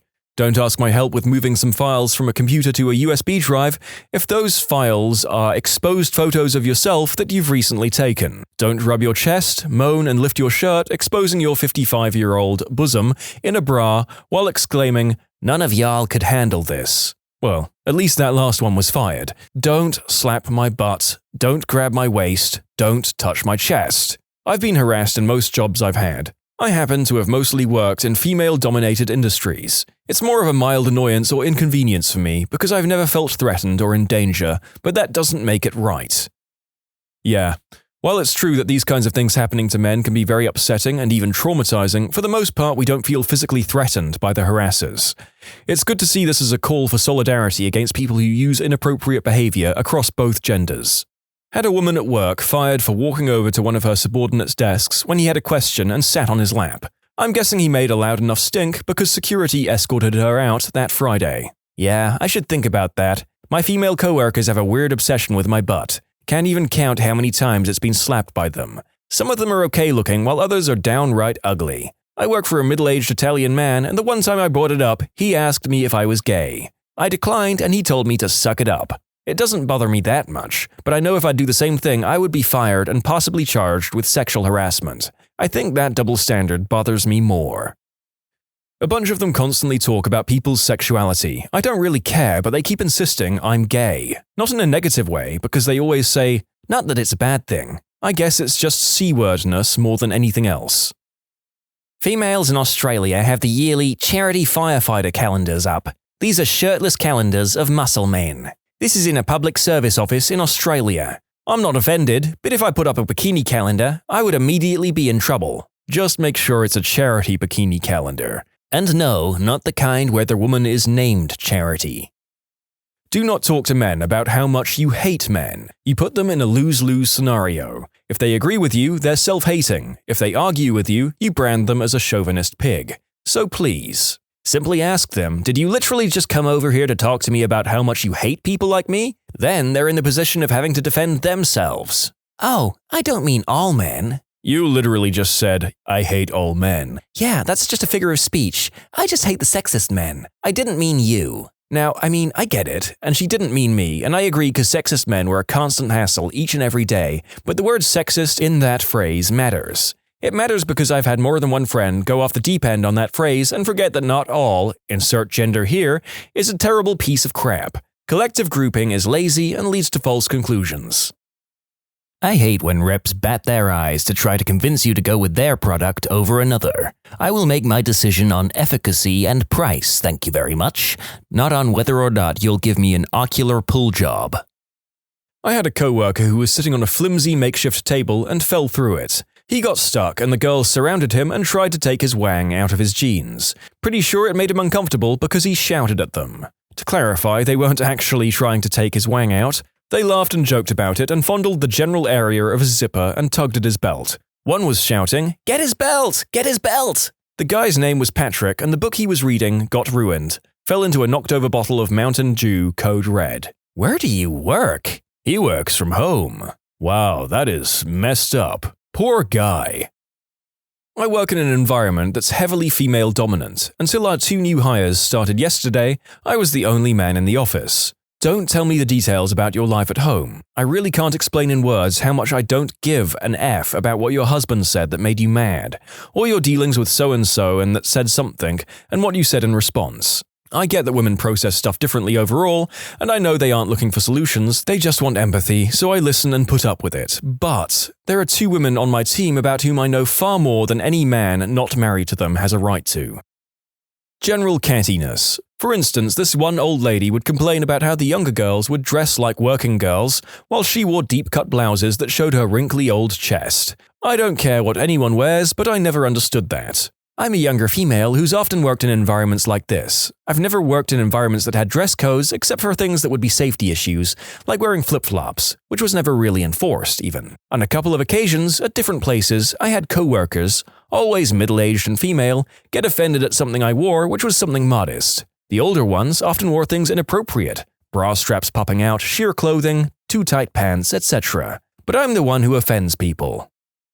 Stop asking my opinion about their bodies, like asking if those clothes make their bosoms or butts look big. Stop asking about my feelings when I only ask you to send an email to the supervisor about some pressing issues with accounts. Please don't talk aloud in the rec room while we're at lunch. Your romantic life is not that important for an audience. Stop saying things like, "Imagine a guy like him," pointing at me, but with a bigger beer belly, and trying to guess our wang sizes solely based on our hands or feet. Don't use my shoulders to cry on because I look like your older brother when your last Tinder boyfriend slept with your friend. Oh, and don't show pictures of you wearing some lingerie and ask if your boyfriend will enjoy that treat. All these examples I pointed out happened along the years. I'm only in my mid-30s and along the years moved between jobs several times, and these are just some of the things I've remembered that if the genders were reversed would be made into a call to HR. Did your high school ever have an incident or event? What was it? My high school had some kind of scandal with a music teacher and an underage boy. The school's reputation was so trashed they had to change the name of the school to keep people from making the association. A student at my high school shot himself in the chest at lunchtime in front of his ex-girlfriend because she had broken up with him. He didn't survive. I used to live in the United States Virgin Islands on a smallish island called St. Thomas, and back in my freshman year, school was called off early within the first few periods of the day, and we weren't allowed to leave the buildings we were in until our parents came to pick us up. No one was really sure what was happening until SWAT teams pulled up to the school and started filing out along the street, and that's when word reached us that a Bengal tiger had escaped within the island, which was a surprise considering our nearest zoo catered to aquatic animals. Once my dad came to pick me up, I was escorted out of the school's gates with 2 SWAT members covering both sides, and as we left, learned that most of the main town had been occupied by SWAT teams, which I wasn't even aware we had on the island up until that point, with roadblocks set up here and there, all ready to stop themselves a tiger. The next day, however, we learned that there was not an escaped tiger on the island, but that there was instead a lost Bengal cat that had been named Tiger by its owner that was misprinted in the newspaper as being an actual tiger that caused a giant frickin' panic across the whole island. In conclusion, part of an island was shut down by a fricking house cat. Since there's been a few people asking if he was ever found, from what I can gather, the tiger has been missing to this day. Holy crap, I think you win the thread. My school was having a spirit week and one of the days was superheroes and supervillains, like Marvel or DC. Someone came dressed in a full clan member outfit because she wanted to be a villain. Bunch of local news stations reported the story and everyone in our area knew about it. My school had a spirit week and one of the days was Heritage Day. Some African American kids thought it would be funny to dress up as slaves. We didn't have a Heritage Day the next year. Well, both of these stories were funny and incredibly effed up at the same time. Well done to everyone involved, and I hope none of them ever did it again. One kid dressed up as the Easter Bunny and was throwing candy off the senior balcony during a lunch period. I remember everyone being really excited until there was a fight over a specific candy bar. I've never been more excited to see teachers run after someone in a bunny suit in my entire life. That's some logic right there. People are fighting over a candy bar. Better chase the person who gave it to them.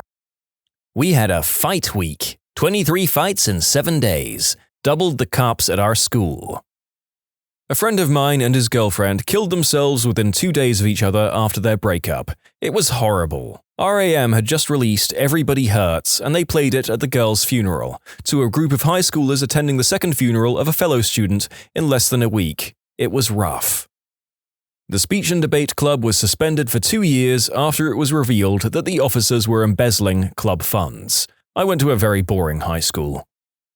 Adult family members of an expelled student came to the school and in the middle of class proceeded to beat up the teacher who was the reason he was expelled, as well as the janitor who came to see what all the commotion was. Teacher had a bloody nose and janitor had to be taken out on a stretcher with several broken ribs. We had a kid at my high school who brought his dad in for one of his beefs. I don't know what it was over exactly. I think it was an underage girl, cue facepalm, but the bad dad in question went so far as to bring brass knuckles to the on-campus fight. Because all adults know that beating the crap out of some kid your son doesn't like is best done on a high school campus populated by cameras and actual cops. Rough town. Rumors went around that the one being beat up died because bad dad punched his face to a bloody pulp, but I can't believe this because high school.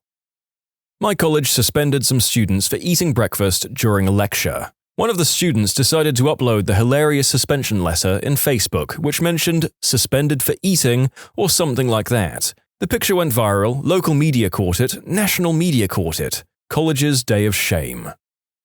Back in high school, a few grades above me, there were about 5 people who decided to have a mass adult fun time party, and they all ended up getting herpes. Well, people found out as they usually do, and from that point on, everyone in the area who heard my school's name instantly thought we all had herpes. Funnily enough, when on vacation in Colorado, a group I met at the same hotel from Texas had heard about my school's infamy somehow and thought it was hilarious. This was about 3 years after the incident, and my school was in Wisconsin.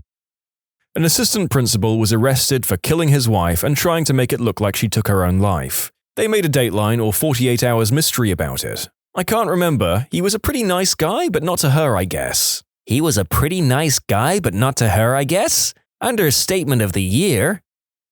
Our school stopped the yearly high school trip to Six Flags the year before I got to high school because someone, who I knew and was friends with my older brother, hopped off the Yosemite Sam ride and punched off Bugs Bunny's head. The cool guy Spanish teacher had a long-term relationship with multiple students, even paying for a few child terminations. That was like 10 years ago and I'd forgotten about it until a guy I knew from high school posted some new footage of the teacher shaking hands with Geraldo Rivera about 2 months ago. Not sure how he's not in prison. Bomb threat, kid threw acid on his friend's leg, basketball coach put a camera in the office and taped girls changing. How was that last school going after so much scandal? Jeepers creepers. It was 5th grade and recess after lunch had been cancelled because some parents complained about kids not having enough time to eat, even though you could be dismissed at any time by a teacher and could take as long as you wanted to eat. Everyone was upset, so this kid named Luke and a few of his friends decided we wanted to do something about it. Within minutes, everyone in the cafeteria was out of their minds, screaming, "We want recess!" swearing and throwing food at the lunch staff, and several people made a break for it and tried to run out of the lunchroom. Luke and a few others were suspended that day, and luckily their sacrifice meant that recess was reinstated for the rest of us. We now simply refer to the incident as the lunchroom riot. It never actually happened, but there was a rumor that there was going to be a shooting in my high school because somebody wrote on a bathroom stall in the department store next to the school that it was going to happen. And the best part of the day was seeing all the football team coaches standing around with baseball bats and nail boards. Senior class took fertilizer and other chemical agents to burn a giant dong into the football field. It could be seen on Google Maps for quite some time. I hear that you can do 2 different dongs in 2 different locations using different chemicals. One kills the grass now, one kicks in when the new term starts, but I can't remember what you were supposed to use. I'll bring this up for the 15-year reunion. During my sophomore year, the student body orchestrated a walkout because most of our electives were being cut to save money. Teachers who were losing their jobs also walked out with us. Classes like auto shop, wood shop, photography, home economics, all gone. The walkout did help as a few were reinstated the following year, while others were after my class graduated. My senior class did something similar. Our graduation date was being pushed back by 2 weeks so that we would graduate in the new auditorium that was being built. They informed us of this a month before our original graduation date. Since it's a tradition for seniors to go to Myrtle Beach the week after graduation, during senior week there, a lot of us had already made hotel reservations that would have cost money to cancel or change. What they didn't expect was for us to organize a sit-in in the cafeteria once the news broke. It lasted for an entire day until the newly elected superintendent showed up and told us that, while he respected what we were doing, that we'd better not pull anything like this again. We effectively got our graduation moved back to its original date and graduated in the gym while the next class was the first to graduate from the new auditorium. I don't know if it's relevant or not, but we were reading Animal Farm in AP English at the time, which may or may not have had a hand in our rebellion. Also, I know seniors reading Animal Farm in an AP English class is incredulous.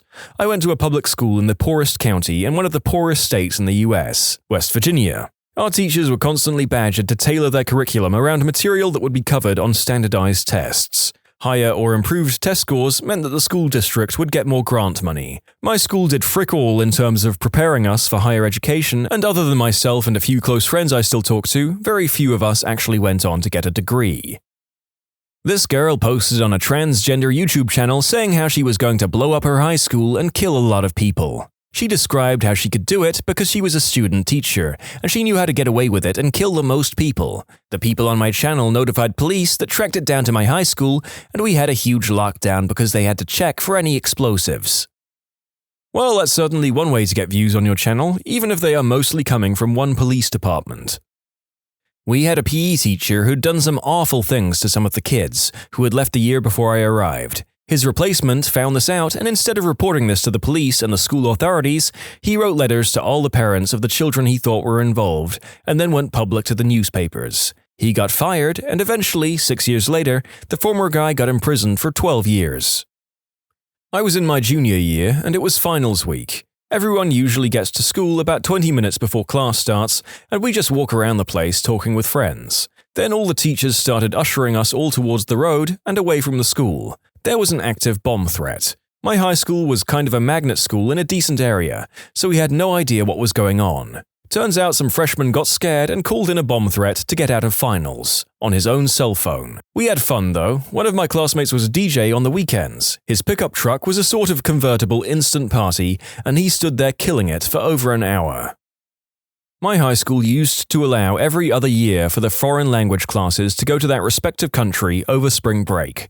The school decided that the funds weren't there for it anymore, but still allowed people to go if they paid for it themselves and parents went with them. Anyway, the German class went to Germany, and of course the high school-age kids will drink over there. Well, the school caught wind and suspended all of them and kicked them out of National Honor Society. The uproar was insane. The school no longer sanctioned the trip nor paid, so they didn't have the right to do that, since it wasn't during school time. One of the parents of the students is very rich. They threatened the school by not giving their annual donation. Sure enough, all the students were reinstated. Wait, what? The school would allow them to go on a private vacation on their own time with their own money? Did the school also have the power to say, "Frick you, Colin, you're not allowed to visit your grandma this weekend"? One kid died in my gym class. We were doing a swimming lesson, so everyone was in the pool doing some laps, learning how to do the different strokes. After some laps, the gym teacher had us get out of the pool. A minute or so goes by, and someone shouts that there's someone at the bottom of the pool. I don't know if the gym teacher froze up or what, but it was a few seconds before a student finally dove in to drag him out of the pool. The teacher finally snaps out of it and tries to start CPR, and yells for someone to grab the defibrillator from the hallway. He tries to revive the kid, but it was too late, unfortunately. The kid was taking some meds, not sure what he was taking, maybe something for ADD or depression, but the autopsy came back showing he'd overdosed on whatever he was taking, so it was a deliberate taking of his own life. The kid overdosed before gym class, knowing that we were swimming in the pool. It was a really sad day, to say the least. Back in middle school, a deer got spooked by one of the school buses and jumped through the classroom window and started wandering the halls. My class then constructed a plan for if that ever happened again. It did not. A part of me hopes that the plan involved the principal suplexing the deer.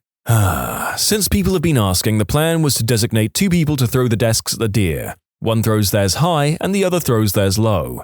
I was not picked as one of the throwers, unfortunately, but that's probably a good thing since I probably would have just cowered in the corner and not fulfilled my part of the plan.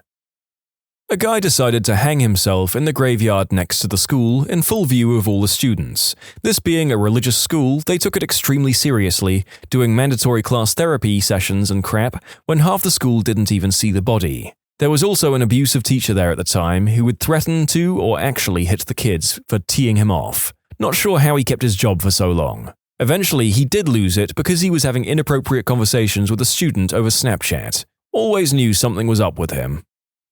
A fight broke out in the middle of the hallway while we were switching classes. Everyone crowded around to watch. The school cop burst in about a minute later and tased one of the guys fighting. He hit the floor and a bunch of kids started screaming that he had heart problems and to stop. A kid next to me exclaimed, "Oh crap, they're tasing people!" And he took off down the hallway running at full speed. He hit a corner and slid, falling flat on his face, and a gallon of milk fell out of his backpack and splattered all over the floor. To this day, I don't know why that kid had a gallon of milk at school. This story was more or less C grade and par for the course until the milk came out of the backpack, which has upgraded it to a solid A. Well done, Milk Kid. This is actually kind of a saga. Luckily, it didn't happen directly to me. I grew up in a small rednecky town in midwestern Wisconsin. Think about the stereotype that brings up and you're pretty much on the level as to how it really was at the time I was there. It was one of those small schools that housed all the K-12 students in the same building, but separate wings, although we used the same lunchroom. My class was the biggest on record up until then, and we had something like 80 students in it. I was actually in middle school when this happened, so early 90s, but one of the 2 high school English teachers was a man named Gene Doonigan. Gene was like the stereotype right out of the Wonder Years, horn-rimmed glasses and all. Gene was frickin' mean as a motherfricker. He was one of those buttholes who would grab and twist your ear and lead you down to the main office himself. Happened to me once, and I wasn't even his student. My crime was not having all 4 of my chair legs on the ground. He made sure it hurt. Gene was also a drunk. He eventually got fired because he was wasted in class. Some high schooler mouthed off to him, and he punched the kid full-on in the face. Poor guy was wearing glasses, which of course broke, and the cuts he got from the glass needed stitches. But it doesn't end there. This was a small town, remember, and Gene was also the sitting town judge. He didn't lose that position, and my particular town had one of those incestuous police departments, and Gene was basically the guy calling the shots for them. He had always had a reputation for forming personal grudges and using the PD to stake them out and try to bust them for something. He especially did this to what he considered the undesirables in the school, basically the ones who looked like they used substances, who, to be honest, were usually substance users, but he didn't like the metalheads either. With nothing more to do with his time, he went all out on the kids in town he didn't like. This went on for years, but I don't have any personal stories because my mom was a town clerk and I was somehow immune from being harassed. A lot of my friends weren't. Well anyways, eventually he retired from that, and almost immediately he was arrested for trying to do the unspeakable act with an autistic kid. He was convicted and died in prison. It was a sweet satisfaction that happened. Our high school stopped having dances because one girl gave a guy head during an event and got caught. Turns out it was my sister's best friend at the time. I like to think my sister was much classier than that. People are asking which school. I'm tempted not to say just to rustle some jimmies.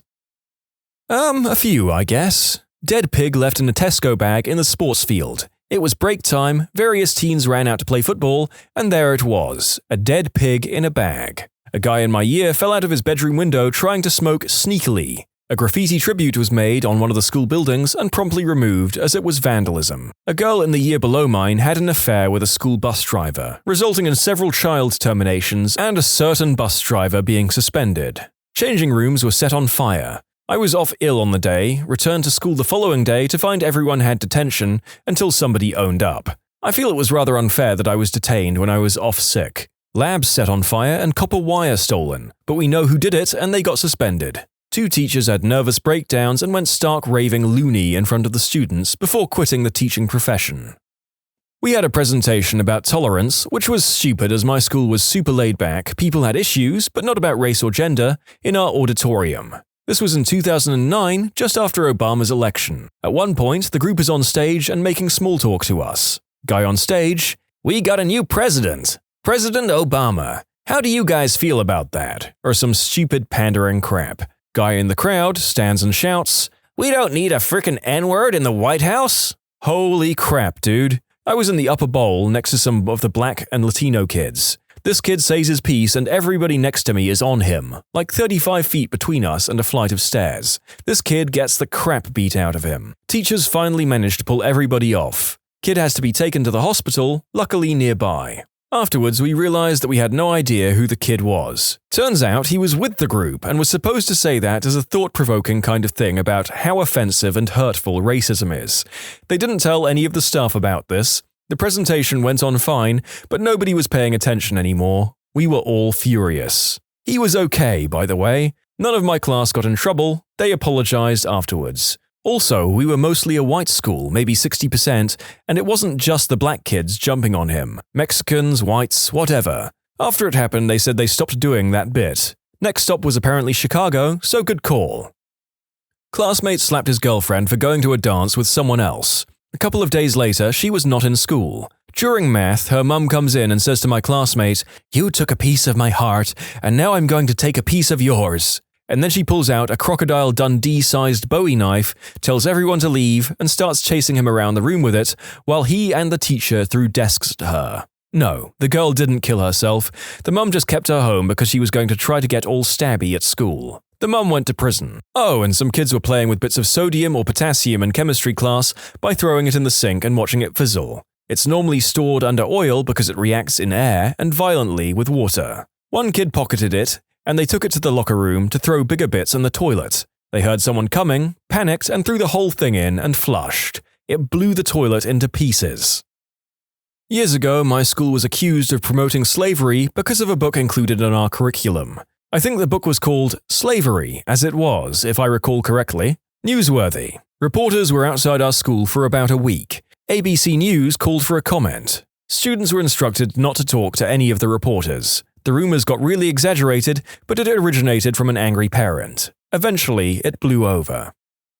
Not high school, but 8th grade. Me and the whole boys' PE class was pulled out of class for a day so the teachers could sniff out the ninja crapper. Apparently someone was stealth crapping in as many places as they could get away with. It happened in the school hallway, the urinals, the girls' bathroom, the walls, the cafeteria. If you named it, the ninja crapper had probably crapped there. The school never figured out who did it, and this went on for over a month. Hospital staff. What are your experiences with people waking from anesthesia? A patient woke up from his wisdom tooth removal, begging the doctor to let him be David Bowie. The doctor actually asked how that was supposed to happen, and the answer was that it would be fantastic. He then sang a pitch-perfect rendition of Space Oddity in an admirable Bowie impression, peed his pants, and passed out. Had a patient ring in for an endoscopy. As a matter of course, we placed a speculum, think a ball gag but a metal ring instead of a ball, in his mouth through which to pass the scope so the patient doesn't bite the scope once they're under. We typically place it right at induction of anesthesia. This patient had the presence of mind to ask us what the safe word was before he lost consciousness as we placed the speculum. One of the rare times the whole OR erupted in laughter. I once had a patient start totally trashing her sister, telling me how she's always been the black sheep of the family, is a scumbag, and wants to bang her husband. She's just going off, and sitting in the doorway was the sister, the only one there to support her after surgery. You could tell it was crushing for her. This is probably an hour after the patient left PACU, conscious but still pretty whacked out. Oh no, poor sis. Well, hopefully that anesthetic-induced spell was the motivation the sisters needed to hash out their differences once everyone was lucid again. Is it like alcohol where the whole lot of truth is said when drunk/sedated? Or is it just fantasy bullcrap nonsense that people can sometimes spew?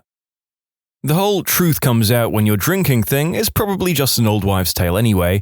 Being inebriated in any way doesn't lend itself to fluid thinking or speaking.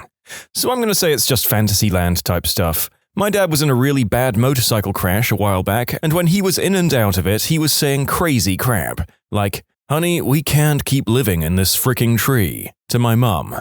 Then he kept making everyone leave the room but me to tell me father-son secrets, which included crap like, "Go in the closet and get the kid with the big head out of the garbage bag and tell him to get a job." I had a patient pet an invisible kitty that was named after me. The next day was completely with it and was wondering what happened to that kitty. I'm an anesthesia student currently doing my clinical rotations, and I had an old guy wake up, and the first thing he asked was, "Do I still have my balls?" I told him, "Yep, both of them," and he said, "Both? Oh, you guys are great." Not a hospital staff, but my great-grandfather had surgery one time, and I was in the room when he woke up. He was a World War II veteran and was convinced that he was in a German World War II prisoner of war camp. He recognized me and told him I had to help him escape by killing the guards, or nurses, because he knew I knew how to kill people. I was 16, obviously a trained killer. When the nurse came in, he was calm and kept motioning with his head at her to me, and finally looked at me and said, "Kill her, now!" She always came back with another male nurse after that. "Hey Grandpa, remember that time you told me to murder all the hospital staff?" "Yeah. I've never had a normal relationship." Wow, my grandfather had a similar response. He was convinced he was back in the war. He said, "Don't go downstairs. They're doing awful things to the prisoners there." When he came to, I asked him about that, and he didn't want to talk about it. He was not a prisoner of war in the war, but was a guard at one of our own camps in the US. He said there were both good and bad guys on both sides and would not elaborate further. Nurse here, this really big hairy Turkish guy who I've never met before, told me how he loved me and that he wanted to kiss me. I'm male, by the way. My father-in-law was in a car accident that shattered his face, several vertebrae, and his pelvis. This isn't so much a story about what he said, but what he did. He was in a coma for 3 weeks and had to be heavily restrained when coming out of it. He was a Marine in Vietnam, and he was captured and escaped, and he still hated being restrained. My wife went to visit him on a Sunday, and the doctors told him that tomorrow he was going to be the first patient to use a new $30,000 restraint system that would cause him less discomfort. On Monday afternoon, she visited again, and he was in the same restraints as before. My wife asked, and the nurse explained that he destroyed the restraint system. It lasted less than an hour. It wasn't salvageable. I had a lot of ear infections when I was younger, and my final time, I was about 7, I woke up to the Rugrats on a TV in the room. I hated the Rugrats at the time. Cue the following conversation. Me. "Why are the Rugrats on?" Doctor. "You woke up earlier and you said you wanted us to put on the Rugrats. We asked why, and you said that you hated the Rugrats and wanted to watch it so you could be angry." Me. "Why did I want to be angry?" Doctor. "You said you wanted to be angry because you don't like being so happy all the time." That's hilarious. Are you still a happy person, or did the Rugrats ruin you? Rugrats did not ruin my happiness, for long, but depression has for the past year or so, as is the case with your average Redditor. It gets easier, but it's a really slow process. Still, I do my best to wake up and make every day count for something that matters to me, because I know in the end that's what's going to make a difference. As you can probably imagine, I had a very early angsty phase. Told to me by my wife, confirmed by the nurse. I was in bed in a hospital room waiting for surgery, and they'd already given me the meds to calm me down, but they knocked me out. 2 nurses came in to move me to a gurney, but they were small and I'm big, and they can't move me over. My wife came over and poked me in the ribs, saying, "You're snoring, roll over," and I rolled right onto the gurney. Your wife is brilliant. Just goes to show a stern word from the right partner can cut through even the harshest, debilitating substance effects on the male human body. Went straight from the ER to surgery to put a plate in my badly broken arm, so I hadn't been on a ward, etc. prior to the operation. Came out of surgery and recovery and was being pushed in a hospital bed to a ward. We turned into a ward and it was full of elderly people. I was in my early 20s. I turned to the hospital porter pushing me and shouted, "Sorry, we seem to have taken a wrong turn. We're in the morgue." Ha ha ha. I hope they didn't hear you. Oh, they heard all right. It was an awkward stay after that. My first memory when waking up from shoulder surgery was a somewhat panicked nurse rummaging through the blankets at the bottom of my bed, repeatedly muttering, "Where are his legs? Where are his legs?" I always cross my legs when I sit or lay down, and apparently I must have done this, as I was initially coming off the anesthesia. It freaked me out for a second, but then I processed what was going on. The nurse seemed relieved when I mumbled, "They're right there," and nearly kicked her in the face when I extended my legs. Patient checking in. I was 18 and just had my appendix removed. My mum was at my bedside. I wake up in more pain from the operation than the appendicitis, and even worse, my balls are itchy. I'm wearing a hospital gown and I'm out of it, so I put my hand on my stomach and run it down my skin so I can scratch my gonads. Obviously, not wearing underwear, and my hand runs down in excess of smooth skin, then suddenly I'm touching my goods. I rummage around and come to the conclusion that somebody has shaved my pubes. No one told me this would happen. I was livid. It's the height of visiting hours and I'm shouting in my broad Scottish accent, "Oh, Mum, they've shaved my pubes. I'm not happy about this. I want my pubes back. That's not right. No one told me about this. Get my pubes." My mother was mortified and she's trying to calm me down while laughing and trying to avoid a scene. They grew back in about 4 weeks, so it was no biggie, but at the time it was a serious issue. Yo, my balls were mad itchy after appendicitis surgery too, and yeah, the pain after the surgery was worse than the appendicitis. I'd gone into surgery with underwear on and came out with no underwear and no pubes. Very confusing. To clarify, my surgery was laparoscopic, so they made horizontal incisions, and the lowest one is encroaching on my pube territory. So to avoid contamination or whatever, they shave ya. I was 15 when I went into surgery for my very nearly ruptured appendix, but unfortunately I was also a shy teenage girl. I kept my undies on under the gown. Before I completely faded out on the table, I heard someone say, "Why does she still have her underwear on?" The first time I went for surgery, I completely forgot to take mine off. It just didn't cross my mind, even though I'm a nurse and I'm fully aware. When I was in the recovery room coming around, the nurse waved a little plastic bag in front of me with underwear in it and was like, "Don't worry, we'll put these in your bag." I'm glad. They were Cookie Monster underwear. Yes, I'm a 27-year-old female, don't judge. So I'm an ER tech and we have this regular that comes in all the time. She's an old black lady who has a lot of health issues, including dementia. This time I'm actually not entirely sure why she was coming in, but whatever it was, she needed to be intubated. So we sedated her, put the tube in, and did what we needed. When everything was finished, we called EMS to pick her up and take her back home. When they arrived, the nurse and I went to prep her to leave. The lady is just starting to wake up from sedation, so with EMTs standing in the room, we take out her Foley catheter. She then toots out of her hoo-ha. The nurse and I smirk at each other, but this is fairly common and not the funny part. The funny part is that the noise seemed to surprise her and apparently remind her what was going on, because she gasps, then looks over to the EMTs and says in an attempt at a sexy voice, "You boys ever seen a black hoo-ha before?" Everyone in the room had to take a second to attempt to regain composure, but the EMTs ended up having to leave the room and the nurse is crouching on the ground trying not to die. I, since I still have the Foley in my hands, don't have this freedom and am forced to keep my sides from launching into orbit. It's since become a running joke around the ER. When my husband woke up from having his wisdom teeth surgically removed, his nurse was a rather large lady, like 350 pounds. He looked her dead in the eyes and said, "You're too beautiful to be a nurse. You should have been a model. Why don't you come home with me and my wife?" Yes, he was propositioning a three-way with a 50-year-old 350-pound nurse. Most awkward moments of my life. How nice he wanted to include you, though. Even high out of his mind, he wouldn't even consider the thought of not including you. True love right there. I got my wisdom teeth out last month and was curiously subdued, my wife informed me, at least at the office. She loaded me up in the car and away we went. About halfway home, she called my mother to let her know that the surgery went well, and I remained stonily quiet. After she got off the phone, I demanded that my wife call my mother back. When she did so, I told her, "Mom, you have a lot of dogs, and they need lots of love." Then I made the cut the call motion to my wife. When we arrived home, I was brought up short by my wife's pillowcase, which has a sloth on it. I asked out loud, "Honey, there's a frickin' sloth in here. How did we catch one? They're so fast." Then she tried to take my jeans off me so I could go to sleep, and I yelled, "Whoa there, missy," when she grabbed for the fly. All in all, a pretty great morning. When I was 14, I had eye surgery. Coming out of anesthesia, the nurses asked me if I could remember my name. I slurred, "My name is Worcestershire Sauce." No, wait, that's not a cool name. My name is Shark. I can't even pronounce Worcestershire Sauce completely sober. Impressive. So this comment was written, and I'm unable to tell if they pronounced it Worcestershire, and it's going to bother me for the remainder of this recording. My fiancée recently had her tonsils removed. Her mother and I were there when she woke up. After a few minutes, she told her mother, "Now that I've got my tonsils out, I can fit more of his wang in my mouth." It was awkward.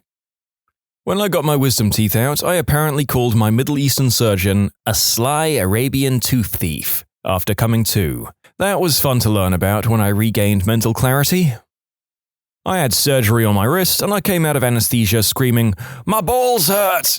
The doctor came in and asked what was wrong. I said, "My balls hurt!" He replied, "Dude, you got wrist surgery. No one touched your balls." Doesn't necessarily mean they couldn't have been hurting though. We're trained to do manual handling of the patient a certain way. But sometimes while transferring from the trolley or bed into an operating table, things can not go entirely right and part of the body hits something or is mishandled.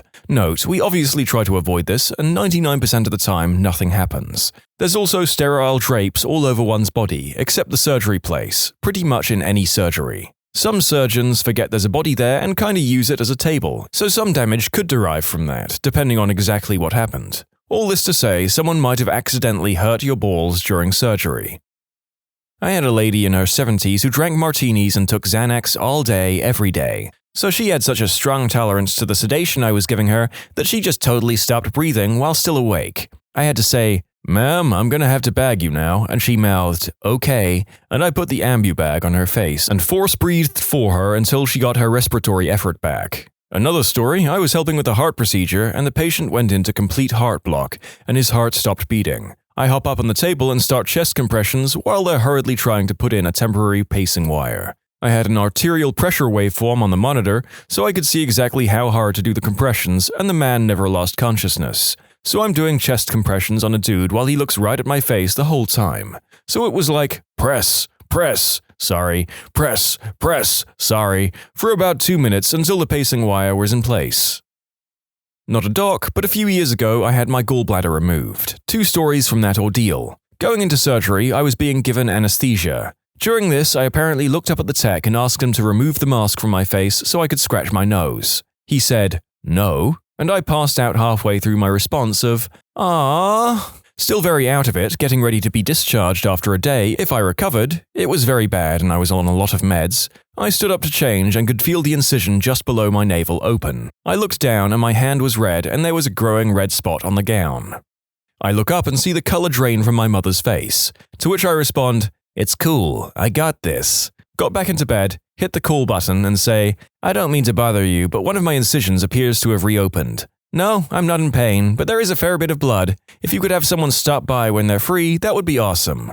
Not 15 seconds later, a nurse comes flying into the room, looks and says, "Holy crap, be right back with supplies," and flies out of the room before returning and fixing the problem. When asked why I wasn't panicking, I simply responded, "I figure I'm already in the right place for this sort of thing."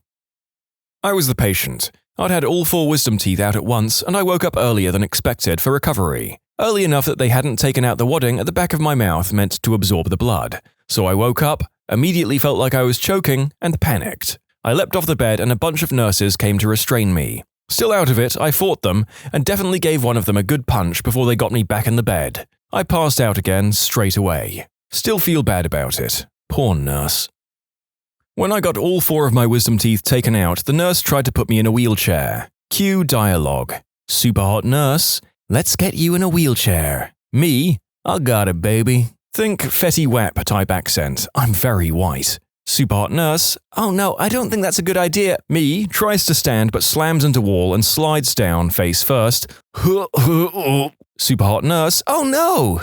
She put me in the wheelchair and rolled me to the car. I giggled the whole way there while leaning my head on her hand and looking up at her face. Side note, hands down the best 2 weeks of summer I've ever had. KFC potatoes and ice cream all day while in a medicated stupor? Hell yes. I hear I just played Minecraft with my little brother and dug enormous holes the entire time.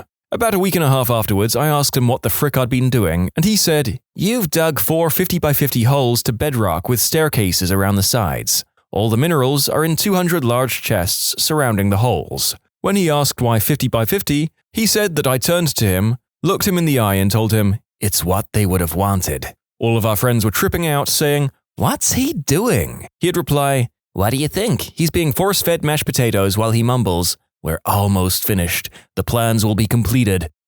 I love this story. Also, playing video games in a med-induced trance while being fed soft foods kinda sounds like the best-case scenario post-hospitalization to me.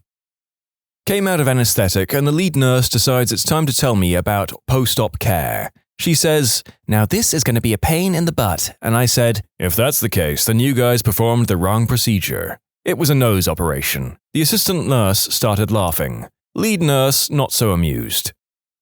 When I got my wisdom teeth out, they strapped my arm down for the IV anesthetic. Apparently before passing out, I looked up at the white-haired German dentist and said in my best Connery, "Goldfinger, do you expect me to talk?" The dentist didn't reply, but he did tell me after surgery that it was one of the funniest things anyone ever asked him in a haze. My dental surgeon had a hilarious Bond villain-esque name, and I made some jokes about it in the weeks up to getting my wisdom teeth out, like how I hoped I still had my kidneys when I woke up, etc. On the actual day, I was petrified of making the same jokes to the surgeon in a drug-induced haze and embarrassing myself. So apparently, I kept asking the nurse, "I didn't say anything bad, did I?" "No, my darling, you were out like a light." "Are you sure I didn't say anything bad?" Over and over.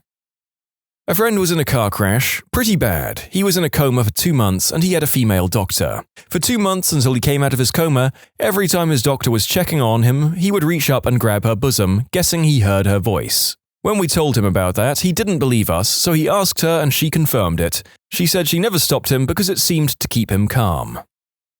I think this qualifies. Colonoscopy, in this big lounge chair, still half asleep in recovery.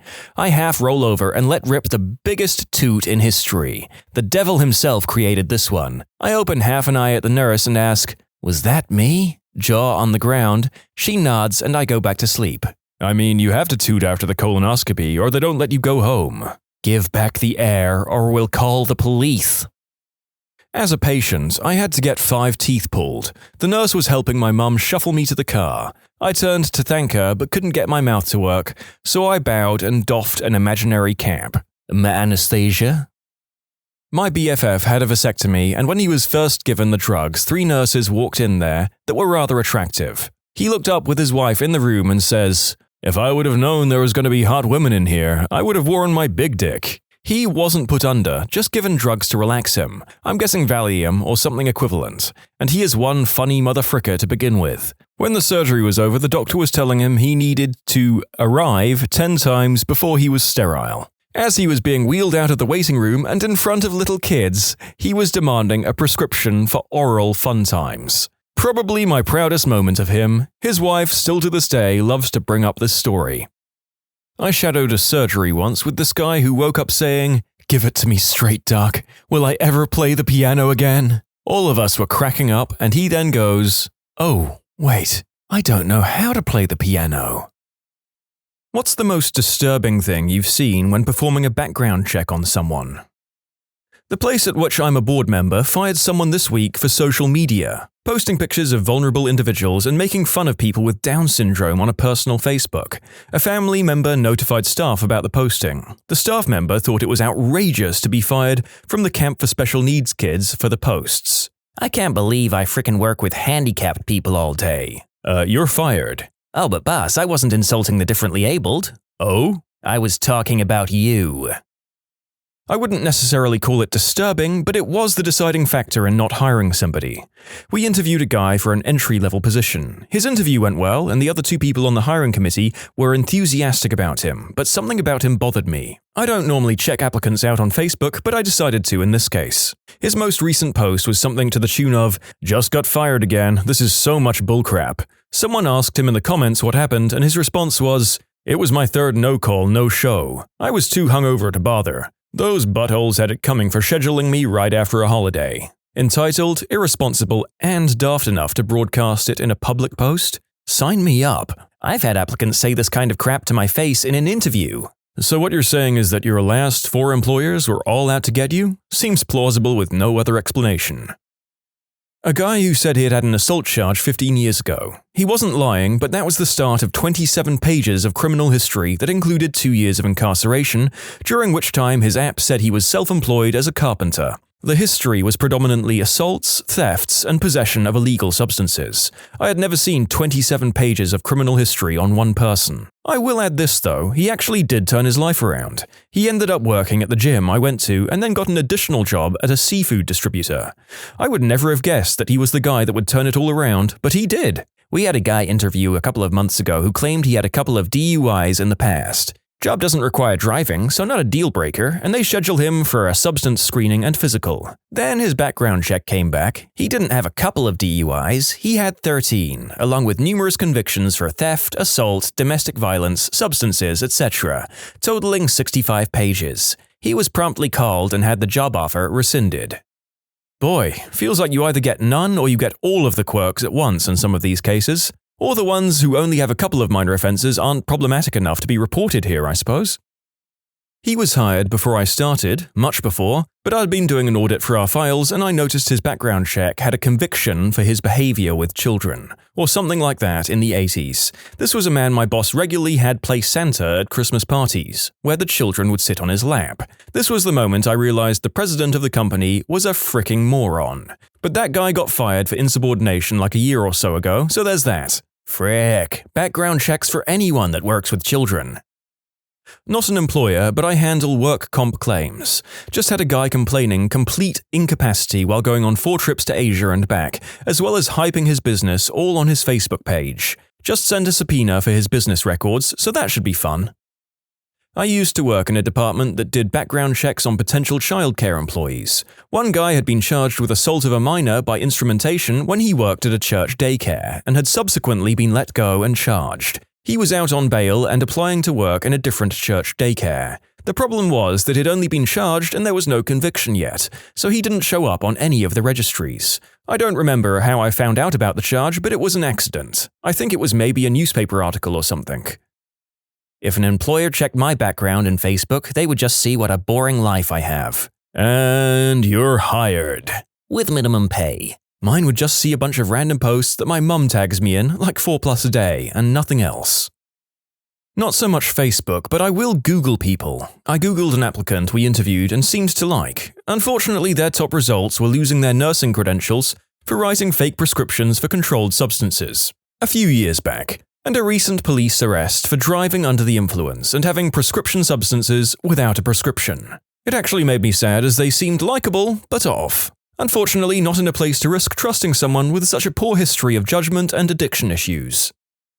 Question. I deleted all of my social media accounts. Is it a red flag to not be involved in social media? No, employees might think you're just hard to find, or if your name is common enough that they can't find the right John Smith. I get assigned interns to work with me based on a term or year from the university nearby. I make it a habit to do a quick Facebook search so I'll recognize their faces from the dozen of other interns when they come in. Lots of party pics, smoking green herb, which is legal here, so in the same realm as those party pics, and women in almost no clothing. Also lots of mirror ab shots, though my field is largely female-dominated. All I look for is the profile picture, I don't do any digging. All the interns I've actually seen get hired have had very normal profile pictures. You know, smiling, with friends, on a hike, etc. Not because of their pics, but because they're the kind of people who understand professional versus private life, and what is appropriate for public viewing.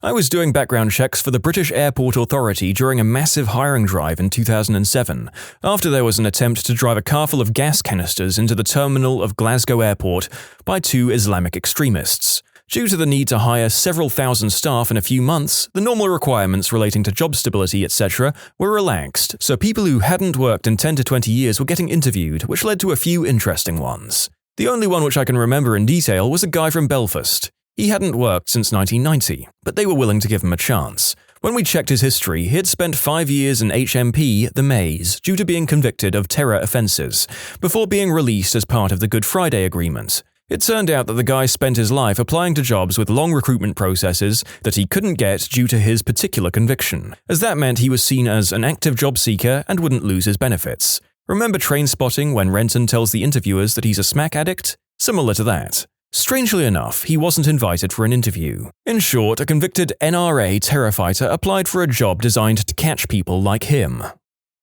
I work for a background screening company. We do not do social media checks, though we are incredibly thorough, because it can lead to a world of problems. For instance, if you find out that an applicant is gay and deny him the job because he has a criminal record or something, not because he's a homosexual, he can claim discrimination and sue. Consumers have to be provided a copy of their background check after the research is done, so they will see that a social media search was conducted. I hope this makes sense. We do not look for sexual orientation, gender, race, etc. This is a hypothetical situation that explains why not to look at social media for a job. There you go, folks. If you're going to put something suspicious on your social media, make sure you also have posts that align you as some sort of discriminated group. This is why my profile is private and my pic is obscure or of me in a costume, so you're not 100% sure it's me. You frickin' furry. Pictures of them smoking green herb or being belligerently drunk. Not that I personally care, but you're just asking for trouble, especially if you're going into a public sector job. Think of it as a reference. Only you're the one giving the feedback on yourself. I actually had one kid who's had a profile picture which was him in the buck, cupping his Johnson with the caption, "Pricks out for Harambe." Did I mention he'd applied for our marketing and social media internship? For your information, this was in New York, so unfortunately herb is still illegal. Not sure if anyone understands what public sector means, but this kid was going to be a state employee. You can see the issue. Uncle Sam gives us a checklist of red flags to look out for. Flat Earth, Jack could have fit on the door, moon landing wasn't real, Harambe was murdered, pineapple goes on pizza, wrestling isn't real, Ken Bone was a hero, Ryan Lochte actually got robbed, Coney 2012, the dress was white and gold. If we see any of these, it's an automatic disqualification. This was actually on MySpace back in the day. I was hiring for a position that involved review of patient medical records in a hospital setting, and as you can imagine, involved a great deal of confidentiality and discretion by the person hired for the position. One of the applicants worked at a bank, but had some prior experience in the medical field, so I was considering her for the position. I checked out her MySpace page and found tons of pictures of her in the bank vault, in her undies, posing suggestively with large amounts of money. The contents of the pictures themselves didn't bother me so much as her complete lack of discretion and stupidity in posting these pictures publicly where any of her employers might have found them. I was disgusted thinking about what she might have done with others' private health information if we had hired her. We had a 40-something lady apply, and whilst doing the usual checks, we went to her Facebook to find her profile picture is of her husband, and her daughter at a swingers party, all completely au naturel, and her with a different man behind her. We were dumbstruck. Second-degree murder. We didn't hire.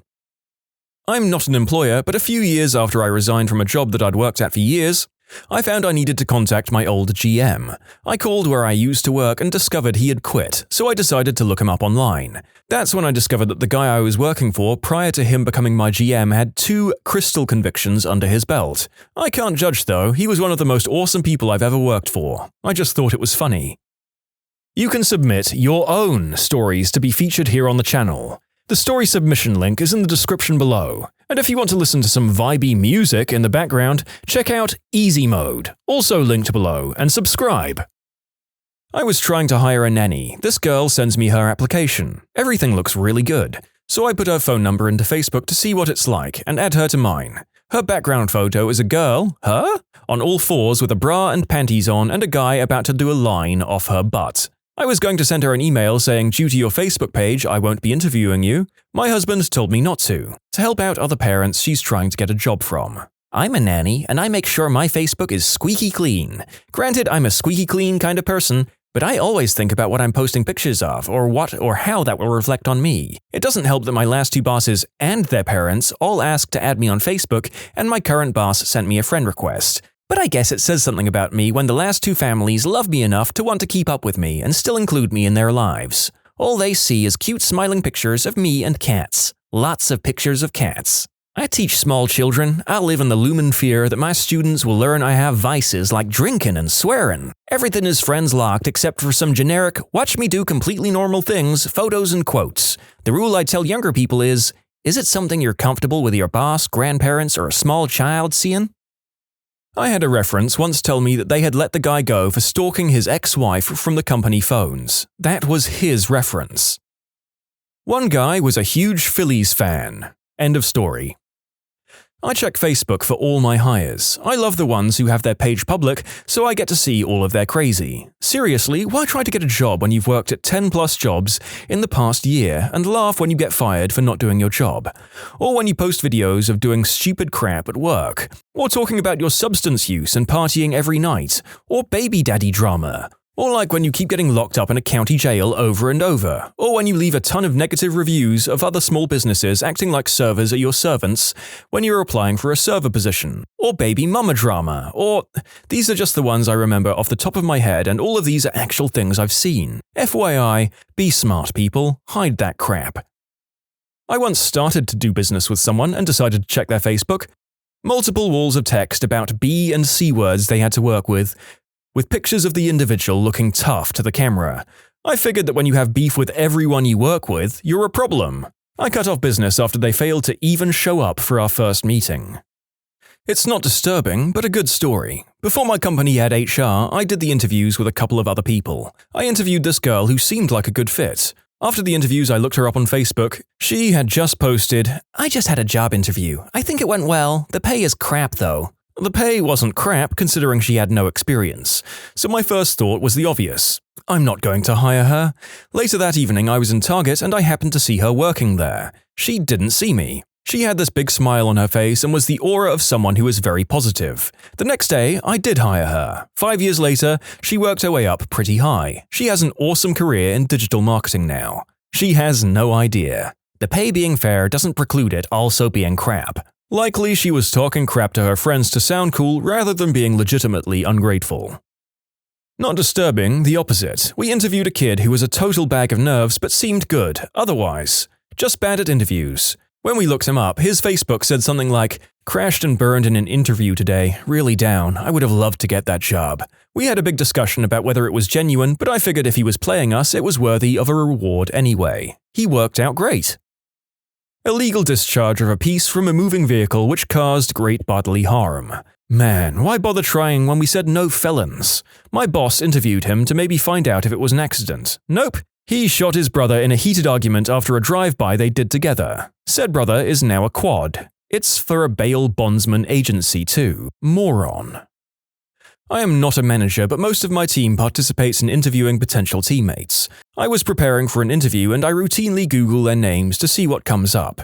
In the past, I've been pleasantly surprised to find industry-related accolades that the applicant was too humble to list on their resume. But this time, I came up with a long string of blog posts. I got sucked into the rabbit hole at that point, and the next 2 hours were spent reading all of these blog entries about this wife who was involved in widespread internet trolling and bullying. There were websites dedicated to how horrible this woman was, people invested in domain names related to the message, and paid for hosting just to call her out. So I was left with quite the dilemma. As a result of her bullying, her victims and opponents had dedicated quite a bit of time to doxing her, and as a result her husband and his employer. I figured that I would hold on to this information and only inform my boss if we all felt he was a solid candidate that we would hire. The guy came in for the interview, and while I was asking him questions the whole time, I was thinking about his insane wife, but not saying a word. He somehow worked into the conversation that he'd recently divorced, which at the moment further complicated the issue in my mind. When we met as a team after the interviews to discuss how he'd performed, my boss said he wasn't impressed with his responses to the technical questions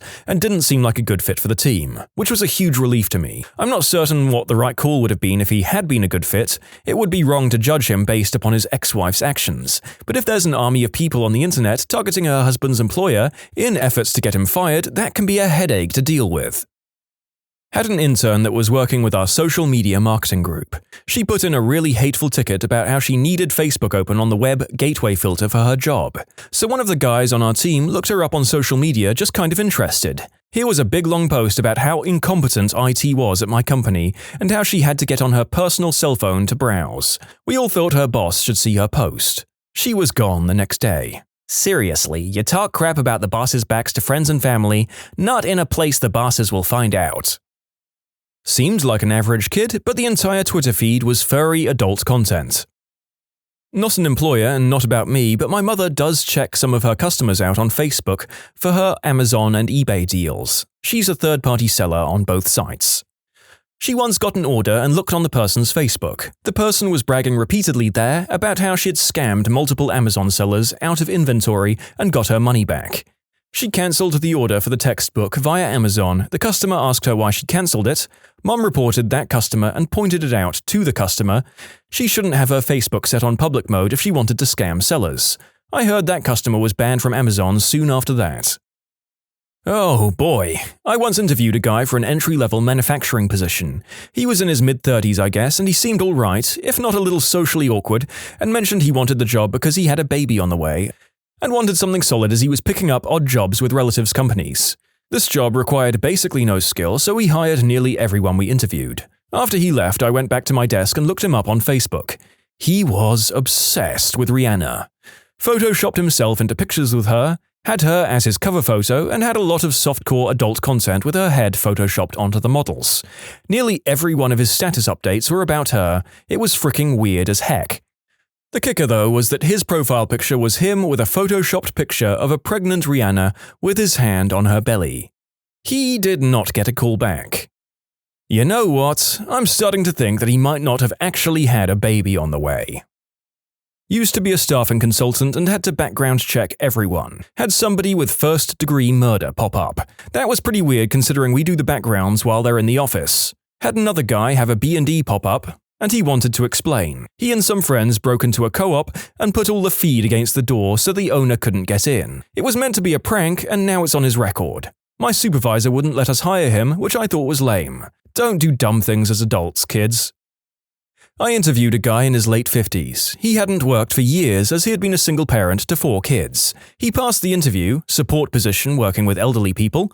We then went on to discuss a DBS check, which is where you check any criminal record. He said it would be fine, he didn't have a record. He then asked me how long records stay on the system for. I said, "What am I looking for? Forever." "Oh," he said. "Well, I do have something to admit to. My wife said I shouldn't say anything about it, but I guess I'll have to. When my first wife left, I couldn't work because of the kids, so I got involved in adult films. I'm not sure how, but it led to films involving the kids, and I was sent to prison."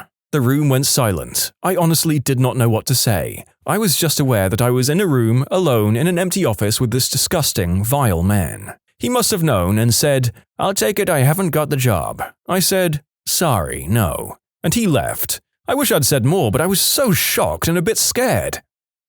Red pill and racist pages they've liked or commented on. Some guy had an incredible resume and interviewed really well. Then we saw his comment on Mexicans and one particular recent school shooting. Yeah, we passed.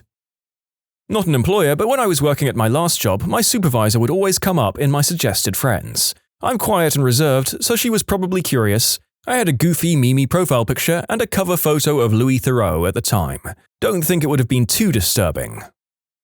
I recently took a promotion and I'm working on my replacement in my prior role.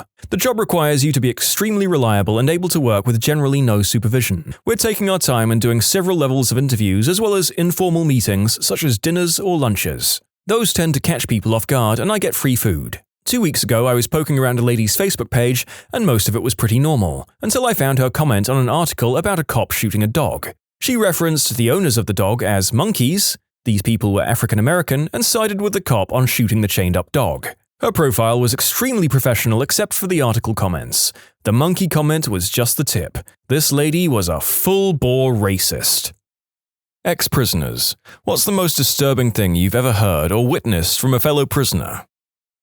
As the narrator, I feel inclined to warn people that there are some pretty extreme descriptions of violence in these posts. I really mean it. I've done a few grim videos in the past, but there was at least one story here that I had to take a long walk after. You've been warned.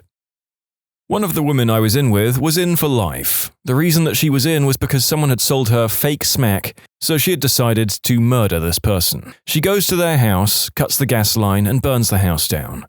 Turns out she had the wrong house and killed an entire family in their sleep. She tried to punk me out a few times, but I don't take people seriously if we can't communicate, like intelligent human beings. She was obviously trying to avoid herself in all areas. It was really sad. Had a pool table while locked up. Nobody used the cues or balls to do stuff, because if you got our pool table taken away, you'd better hope they took you away from us too. If fights drew blood, everyone would come out of the woodwork with their little hand towels to clean up all the blood before the COs would come out. I have a very funny image in my head of several thuggish dudes cleaning up blood from a fight. "Oh, you missed a spot, Reggie." "Sorry about that, Todd. I'll get right on that." 6 months in Rikers Island, New York. Watched a girl try to drown herself in her cell toilet for 2 hours, just running her head in, trying to stay under, while COs stood and laughed. When they left, she peed on the floor to flood the cell to get their attention again.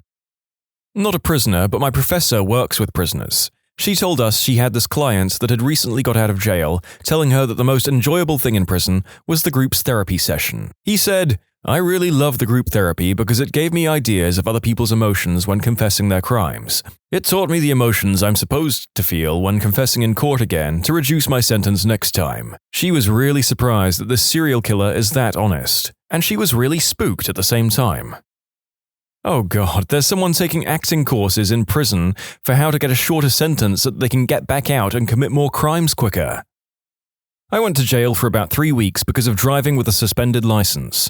We all slept in these huge rooms with bathroom and living area connected. About a week in, I hear some guy get up and use the small microwave that we're given in the living area to make stuff hot like ramen. It's not normal for the microwave to be used after lights out, but I figured that maybe he had a roll or something he wanted to heat up and munch on before sleeping. The guard posted on the far wall never said anything to him or even got up from his seat, though I could tell from my bunk he was watching the inmate. So the guy comes back to the bed area and walks right past me with his bowl in his hands. I close my eyes and try to go to sleep, but the silence is shattered by a blood-curdling scream from a couple of rows down. The guy had filled a bowl with baby oil and heated it till boiling, and then poured it on some guy's face in his sleep. Found out later that they had some kind of fight a few days earlier, and the baby oil guy was out for revenge. Burn guy had third-degree burns on his face, neck, shoulders, and chest. Baby oil guy was taken away, and we never heard from him again. Also, we lost our microwave, so to heat things up we had to use hot water from the sink and just let stuff sit in it forever to heat it up. Sucked to be sure, but not as bad as being covered in boiling fricking oil. This is why you can't have nice things in prison. My dad was telling me about how in the POW camp in Colditz in World War II, officers had to eventually ban fricking everything because stuff was being used to either smuggle in contraband or be used as tools for escape and whatnot. Pretty much the only luxury the prisoners had was fruit jam, until a man was found in the yard one day, blinded by the moonshine that was made from it. So this jam was banned too. Well, they may have taken 99% of our luxuries, but at least we still have the delicious jam? Actually. Oh god damn it, Barry. I was in a holding cell for unpaid tickets once. It was way overcrowded. They brought in a new guy who complained right as he entered. "Ah, hell no. There are too many people in here, man." He sat quietly for a few minutes while another inmate talked crap to the annoyance of most everyone else.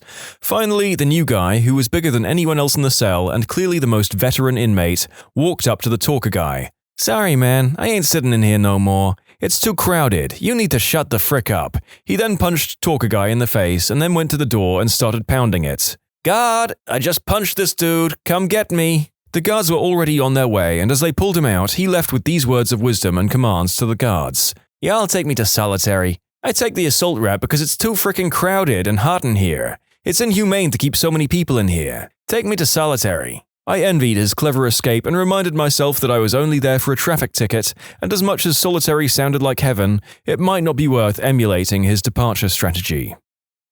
Never been to prison, but when I worked in the ER, I saw a lot of prisoners come in with all sorts of injuries, but two really stand out. The first one was a guy who was shanked in the abdomen and his intestines were literally hanging out. I remember he was stone-faced and wasn't saying anything. Just looked straight ahead. I'm sure he'd been given pain meds, but still. We slid him on the stretcher and I remember I went to move him up the bed a little bit and as soon as I started to slide him up, he grabbed my arm and said, "Hold up a minute, homie, that hurts a little bit," in the most nonchalant voice I've ever heard. The second was a guy who tried to kill himself by stripping into the buck and just laying on the cold floor for hours. The floor was so cold, it ended up dropping his core temperature to around 92 degrees Fahrenheit. A quiet kid we called Harry Potter because of his glasses. He was pretty young and definitely lacking in street smarts, and we could never figure out why he was there. Until we caught the news from a guard that he threw a pot of boiling water on his wheelchair-bound grandma because she was being too loud while he watched his favorite TV show. Out of all the sick crap people were locked up for, that one is pretty hard to swallow. If you ever got locked up, remember to always be respectful of those around you because you never know what kinds of messed up people are in there with you. Stories I've heard firsthand, one guy was locked up with a heap of smack still shoved up his butt. He was popular. Another guy got noticeably drunk on someone else's booze, prompting a lockdown and search. He died from a head injury a few days later. Another group of guys teased the necrophiliac until he had a breakdown and chased them through prison trying to kill them. They hid behind a guard, peeing themselves, laughing while he was subdued. Fun times. I was in juvenile prison. I'd just gotten into the intake unit. The guy that was escorted into the building behind me had committed the unspeakable act. Well, we walked into the unit and some kid walks up to him and starts beating his face. He takes out a toothbrush and starts shoving it up his butt. The COs didn't let that go on too long, but it caused some serious damage. Well, some guys from the unit told me he crapped himself and couldn't control it. Turns out the guy that beat up the crapping boy was the older brother of the boy that had the unspeakable act committed against him by Crap Boy. The most disgusting thing I saw and smelled was when I was on lockup. This one inmate took a coffee bag, filled it with 3-week-old bodily fluids. He then gets out for his 1-hour rec and proceeds to place the open part underneath this other guy's cell door and stomp on the bag. It sprayed the most disgusting, rancid concoction of bodily fluids all over this inmate. After his epic display of biological warfare, he pulled down his pants and shook his wang at the inmates he had just crapped all over. As the man writing this script, I can tell you that you do not want to know the specific fluids that the author wrote that went into the bag. But it was all of them. Whatever you're thinking, it was all in there in a nasty cocktail. Gross. I pleasured myself in a holding cell, not knowing there were cameras watching me. 2 officers walked in telling me to put my wang away because there was a lady watching me on the cameras. Honestly, I was so mortified that I forgot that I was about to get reamed in court. How in the heck did you get in the mood to crank it before court in a holding cell? What the frick else am I supposed to do? 20 hours on a wooden bench with no shoes on, and the floor is so nasty you don't even want to touch it. Ah, the old forlorn nut. Caught guilty of underage drinking. A guy that was there when I got there gets up after an hour or so of me coming in. He goes and sits down on the toilet that's in the same small room as the 10 of us guys that were there, right in front of the window to the officer's desk area/office, and has explosive diarrhea. It's horrible, breathing through our shirts for 2 hours. New guy comes in and is told from an experienced player that he should try and make himself throw up so he won't be in as long. They release you when you're sober. So what's he do? Puts his drunk head into the toilet bowl, rests his face on the seat, and passes out. It was a gross, gross day. Obligatory, not me, but someone I know. They went to federal prison in Ontario for getting caught with a lot of substances. Anyway, he told me that they put smack addicts in with the general population, but they're given a small cup of methadone each morning at a certain time, and they'd sit in the chair and wait for their bodies to absorb it. What some guys would do, though, was shake in their chairs to try and stave off the absorption, and then when they'd get back in their cells later, they'd induce vomiting into a sock inside of a can and use that as a filter. Then it was for sale. Yeah, doing regurgitated smack is a thing in Canadian prison. Severe violence and death of an infant warning. I did a few years in a state prison and saw and heard a lot of brutal, crazy stuff. Murders, the unspeakable acts, fatal amounts of substance use, riots. But the one thing that's never left me was a story a guy told me about his murder case. He was babysitting his girlfriend's new baby, a few months old, and the baby wouldn't stop crying, so he put it in a pillowcase and slammed it against a wall for 20 minutes. He said he knew the baby was messed up after the first hit, but he just kept going. Said it was like a bloody pulp sack. Stuff really messed me up. Also, one of the other bad ones I saw was a guy get stabbed through the eye with a 10-inch knife. Dude dropped, killing him instantly, and he never saw it coming. A couple of people put him in a laundry cart, and the COs didn't find him for about 10 hours. The guy who killed him was 19 and serving an 11-month sentence. He said he just wanted to know what it felt like to kill someone. They convicted him, federal, for capital murder, and he got like 99 years. Unfortunately, there's a lot of young kids who go in with small sentences and never get out. Worked at a maximum security mental health facility. A guy talked about how he didn't understand why he was having nightmares about boiling lobsters alive. This was 5 minutes after he talked about how he killed his ex-girlfriend, cut her up, and boiled her head because she was accusing him of cheating. Oh, and how if he could just talk to her parents, they would understand because she wasn't a good person. I was in administrative isolation, and there was a guy across the way who kept smearing his crap on the plexiglass so the COs couldn't see inside. The guards were sick of his crap, quite literally, so one night when he did it, the CO on watch dared the guy to lick his own poop off the glass. He did. Christmas time in jail. It may have been Christmas Eve, not sure. Many years ago. Nighttime. Around 8 p.m., I guess. They had huts, which could sleep about 20 guys each. I was in the short-timers hut. For some reason they called the long-timers long sweeps. No idea why. Anyway, a bunch of long sweepers started gathering around our hut, just outside the chain-link fence. Massive guys, tats on arms, and even fingers, and all carrying a little something in their fist. Group gets up to about 12 guys, all standing around silently, saying nothing, and we were getting pretty nervous. Then, just as it gets dark, a couple of little possums crawl down out of one of the trees. Little Aussie sugar gliders. Yeah, they really can fly or glide between the trees. Here's a bunch of the biggest, baddest dudes I've ever seen, standing around waiting to hand-feed little possums bread and sugar. They were very gentle with them.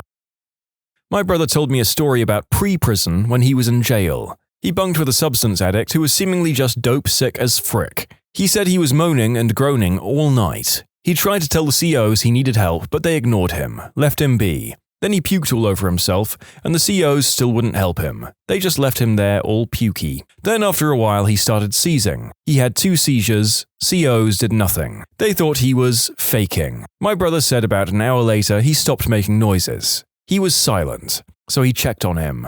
He was grey and unresponsive, totally slipped away. Fricking buttholes let a technically innocent man die of benzo withdrawal overnight. I've seen COs ignore a man who was having a seizure on 3 different occasions. Also same man every time. It was the scariest thing to witness someone dropping and having a seizure, and the guards were just laughing it off like, "Don't worry, this happens every time he's here." It was fricked up. They did get him help, but they didn't seem to care too much either.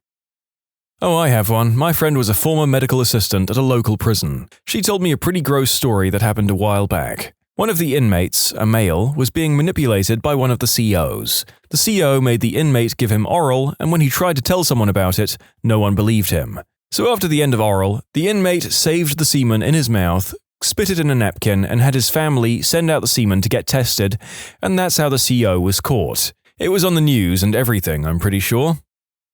Honestly, as awful as that story is, I'm just glad to be posting one that has an element of justice in it, since most of these are stories of just the awful stuff that goes on inside these places.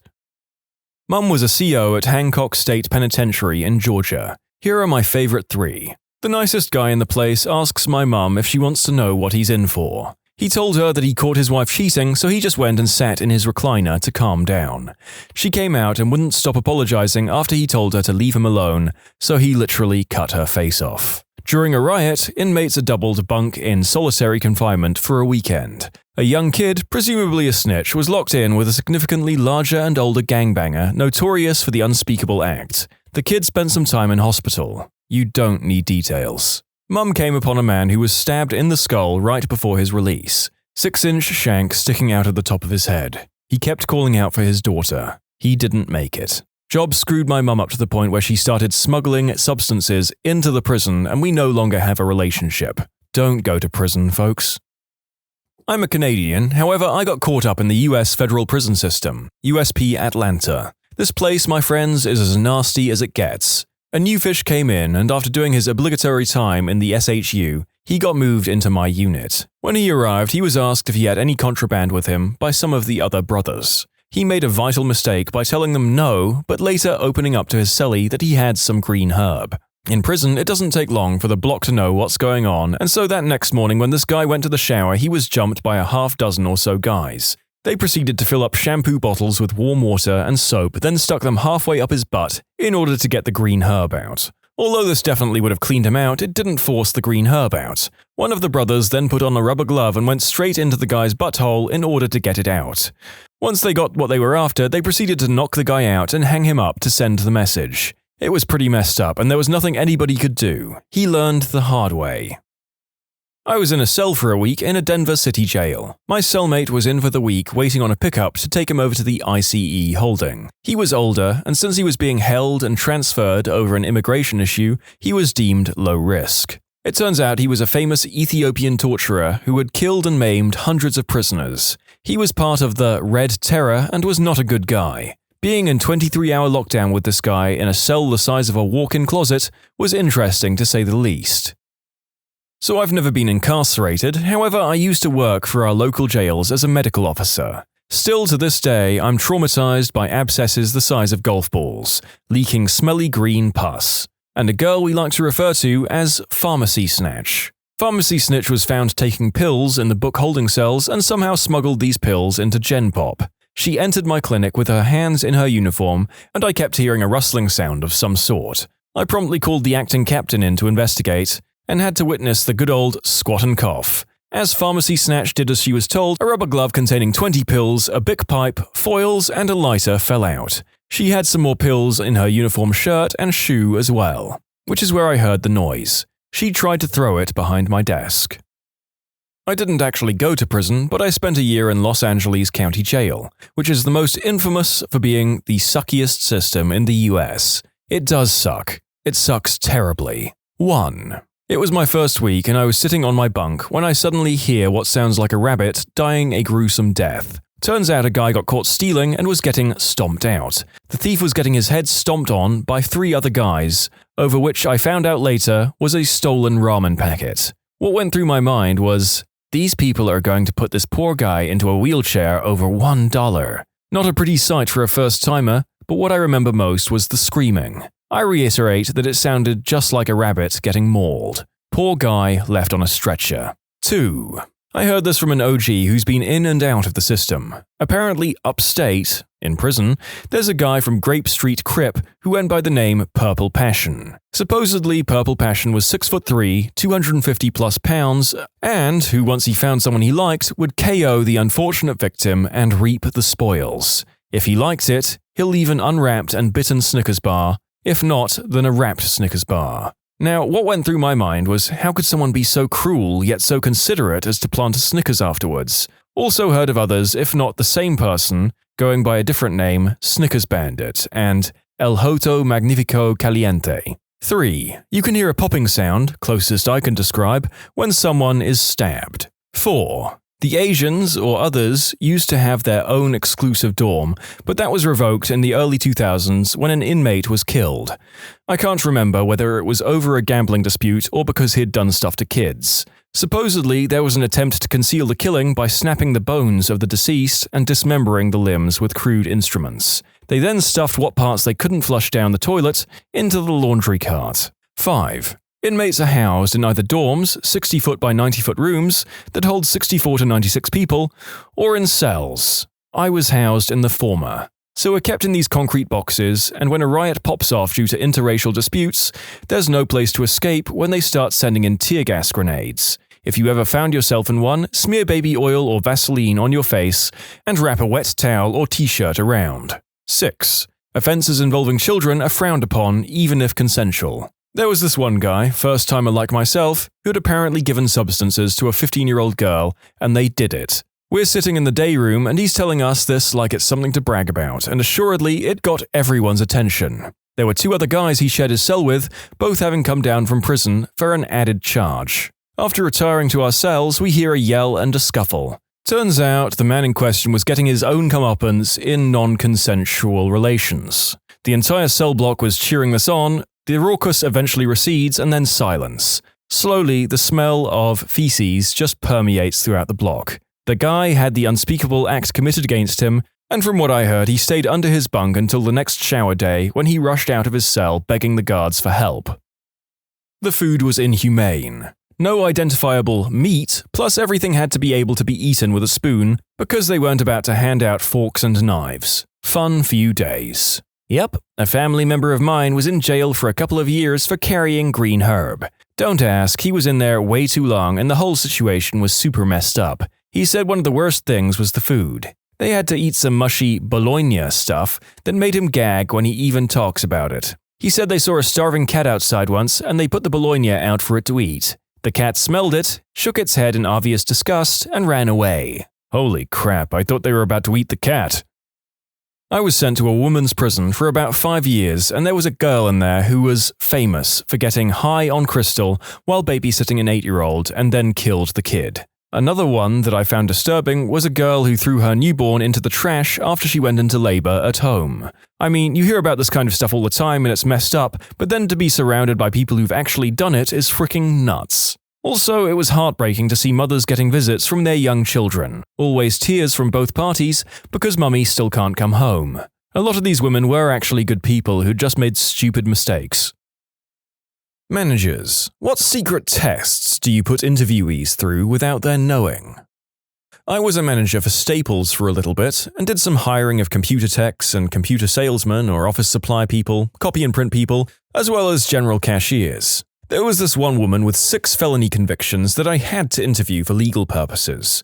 She wore ill-fitting clothes and looked like she'd just come from a war-torn area. Rumpled clothes, dirty face, messed up hair. Her resume was terrible as well. I'd asked her about the felony convictions and she told me that she used to do a lot of substances and got caught, also a few DUIs.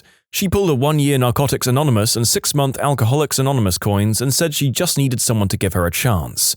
She loves working with people and wanted to get her life back on track. I took her around the store and several people asked me where things were, and I saw her watching me. I'd straighten things on the shelf, smile at people, talk to kids, etc., and she started doing the same things after a few minutes. I needed a cashier soon, so I hired her. The next day she came in to do some computer training and she passed with flying colors. I stuck her on the register with another manager and she did great. After 2 months, I promoted her to my customer service lead and our overall customer satisfaction score rose by over 10 points because of this. Reviews came flying in, saying things like, "The extremely friendly cashier, great cashier, hilarious, love this store, best cashier ever, left my wallet with over $1,000 in it at the store, and the short, butch cashier chased me down to give it to me. Great lady, great store," and many more. You can't judge a book by its cover, or where it's been, I guess. Last I heard, she was in management training.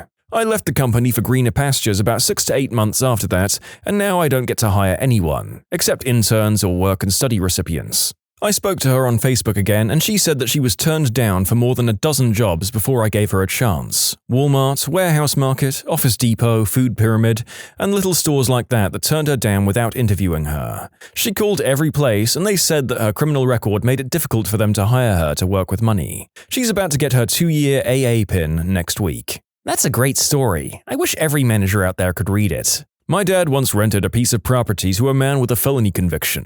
I believe he'd killed someone while drunk driving. My dad said that he'd done his time and everyone deserves a second chance. It turned out that Rusty was the best tenant we'd ever had. He'd regularly do repair and maintenance work on our other properties in exchange for reduced rent. He did a great job, never complained, and when he did owe us rent, it was always on time. If every tenant would have been like Rusty, my dad probably wouldn't have sold everything out of frustration. There you go. Do your due diligence before hiring or allowing people into your lives, of course, but a second chance can be a great gift to give the world. It was a famous urban legend that Henry Ford would try this test on people. Once he decided to hire someone, he'd take them out for a nice dinner. If they put salt on their dinner before tasting it, he wouldn't hire them, or at least he'd think twice about it. My father also had an interesting trick. He worked in purchasing and he'd often meet with multiple vendors to get the best prices or rates or whatever. He'd take a cup and cut the bottom out of it, and then put that cup on top of a fake quote from vendor A, blocking the price. He'd then fill it with BBs and put a lid on it. Then, when vendor B came into his office, he would politely excuse himself and exit the office for one reason or another. If he came back and saw the vendor picking up BBs, he'd ask him to leave immediately. My boss has strange tests. She comes in late for interviews very often, but if she's actually on time and the interviewee is late, they don't get a job. I call this test the hypocrite. That's a real warning bell. Whenever management doesn't have a schedule that allows them to be on time for an interview, it tends to mean that you should be extremely cautious about taking a job there. Of course, one thing is if you arrive and the interview prior to yours carries on for longer than planned. Another thing is if you're on time and you have one interviewer falling sideways into a chair 10 minutes late and unprepared. Makes me do the desperation algebra to calculate how badly I'd need to take a job at that place. Agreed. I drove to a military site for an interview for a position with a contractor company. Close to an hour later of standing in the security area, not even a lobby, and I called the owner and he said he was on his way. In the background, I heard a baby crying. I ended up taking the job as layoffs were coming at my current job, and it ended up being the most disorganized, dysfunctional, irrational, unprofessional place I've ever worked in. Raise negotiations involved the owner claiming they were a non-profit before caving. Even the amount of vacation time I had would fluctuate 50% based off the owner's memory or BAC. Luckily, they were too lazy to actually track how many days off we took. If they bring a pen or pencil, they're a cut above most of my applications. I brought a pen applying for jobs with me. Got a call the next day. Fricking pen thieves. I interviewed with a company recently who told me about their process for interviewing sales engineers. They would go about the normal interview, but that evening they would also go all out for drinks and try to pump the recruits full of alcohol. It was meant to be fun, but also a test of whether the person can know their limits and politely decline or hold their own after a lot of drinks. Apparently, drinking is a big part of sales. Getting the other person drunk while seeming to not try to get the other person drunk while not getting drunk yourself is extremely useful for getting a better price or a larger order or contract. I think at my first job out of school, they might have done something similar. We were out for lunch, presumably as a friendly thing, but also as a way to see how a person handles themselves in a mixed casual professional social situation, common for this job. One of the senior guys starts telling a story about getting way too wasted and acting a fool. I think it was a test to see whether I would respond with my own ridiculous story of debauchery, or try to maintain professionalism. I didn't respond with any stories of my own, despite being a new college grad who only had those kind of stories. I used to do interviewing for a job that was basically hacking the internet. At some point in the interview, I'd ask them increasingly advanced questions until they came to something they didn't know. Then I'd explain it to them. If they thought the new thing was really cool, that was a big plus. It showed they were really interested in the job itself, not just the paycheck. When I was applying to work at a chemical plant, my future supervisor gave me a sheet with several short chemistry problems on it. The first two were normal derivation formulas, the rest were just asking for the names and properties of the compounds listed. I was sweating and getting more and more confused until he took the paper back from me, adding the answers. They were all jokes, things like a ring of 6 iron molecules, Ferris wheel. He just said, "This is a really dumb place to work, so you'll have to have a good sense of humor here." One of my favorite jobs ever. This thread is scaring the crap out of me. I'm desperately unemployed and I had 2 big interviews this week that I thought went well. Did you do the secret handshake? And did you point out the tie with the equation on it and solve it? And did you notice the comics on the fridge? And did you make sure you used the salt at the right time? Less importantly, did you know anything about the subject matter? Seriously, some of these interviewers are making me lose my faith in humanity with how wildly dumb their crap is. So, you want to be a network programmer, huh? Well, grab that cord over there and show me how many sailor's knots you know. I used to think I didn't do very well in interviews. After I saw how interviewing processes usually go, I learned that I'm well above the average candidate. If you think you did well, you probably did do well, and if you don't get the job, they might have found someone who really knows their stuff. Half of these techniques don't prove anything. Most of these people are D-bags who think they're being clever. It does seem that way, doesn't it? Who the frick cares if the applicant with 25 years of work experience and an impeccable track record puts extra salt on his fries? I'd always ask folks to use a particular subject line when sending in their resume for a particular job. Nothing crazy, just please send an email with programming position as the subject. It kind of floors me how few people could actually manage to do this.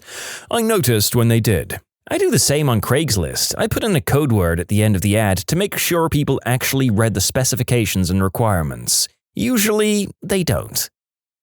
I'm a supervisor and I've done interviews. I don't ask the typical BS questions. I keep it really relaxed, have a conversation, and just get to know the person while talking about the job. That way, I know what they're really like and not putting on an act for the interview. At the other end of the table, I enjoy these interviews the most. Whether I get the job or not, I at least feel like I put my best foot forward and haven't resorted to cheap cliches. I also feel like the person across from me is more intelligent than the regular trained HR monkeys. Toby isn't a monkey. Engineering manager here. I draw a right triangle, label 2 sides 3 and 4, and then ask them for the remaining side. Many engineers fail this or try to trigonometry it out. I do a lot of interviewing for B2B sales positions. The interview guide I'd been given to use is a couple of timed math questions. At first, I thought it was pretty cruel to put 2 potentially stressful situations together, but it turns out you can learn a lot about someone outside of their skill with numbers. A candidate's response when presented with the math test is a good predictor of how they'd handle the unexpected challenge in front of a client. If a candidate gets a question wrong, I'll ask them what their approach was. Good for determining if they can communicate concepts clearly. And then maybe I'll explain the correct method to see how they'll handle coaching. But I didn't even take Psych 101, so maybe I'm reading way too much into it. Wow, that's horrifying. I can do math just fine, but you put it in the context of a high-pressure situation and my brain just turns off. For example, exams are easy, but standing up in front of a class of people and answering even a basic question and I can't even do 8 times 4. You can submit your own stories to be featured here on the channel. The story submission link is in the description below. And if you want to listen to some vibey music in the background, check out easymode, also linked below, and subscribe. I work in retail and I'm training to be a hiring manager. I was talking to coworkers about this very question earlier this week, and she told me her old boss's strategy. When a hopeful would show up for an interview, the manager would just do a brief introduction, then feign some distraction, apologize, and tell the interviewee to just walk around the sales floor and familiarize themselves while the manager resolves the issue. While the newbie walks around, the manager would have their sales floor's associates casually approach the interviewee as if they were a customer and have a brief conversation. The idea was just that they would end up shooting the crap about the job and their motives for applying. The person tends to be so wound up in preparing to talk to the boss that they often loosen up when they think they're in the confidence of an equal. Sometimes it's a person who gets along well and would make a really great addition to the team. On the other hand, one guy almost immediately admitted to another worker that he only wanted the job to support his growing substance habit. People lie, especially to the interviewer and especially when they need a job. This strategy allowed the manager to avoid a lot of potential liabilities and a lot of wasted interviewing time. Plus, these people would be working directly with the people doing the informal interview with them, not with the boss. It's important for the new guy to get along with the current crew. I also like that the manager put enough trust in his associates to allow them to be a part of the process. Sometimes a second set of eyes makes a difference. I've typically interviewed people for technical positions, which is a piece of cake. First, ask them technical questions about the job, and then ask them specific details about knowledge they claim to have on their resume. Where I work, padding your resume will get you tossed out rather quickly, but not after being lightly chided for putting stuff on your resume that you don't actually know. People with some work experience tend to pad their resume a bit too much. I remember one guy who listed BGP as one protocol he had experience with. I pressed him to explain it to me, and he caved, then admitted that BGP was used in a project he was involved in, but he had nothing to do with it and didn't understand it. That type of crap does not fly with me. If you put it on your resume, you'd better freaking know it, or I'm going to find out and embarrass you. My dad owns a small IT business. He has a homework sheet of 10 or so basic technical questions he asks potential employees to fill out over email before they meet in person for the interview. The questions cover a variety of programs and problems, and it makes it rather easy for him to sort out those who actually know what they're talking about from those who add a lot of padding to their resume. It saved him a lot of time and has helped him find and build a great team of 3 employees who really know their crap and get the job done right.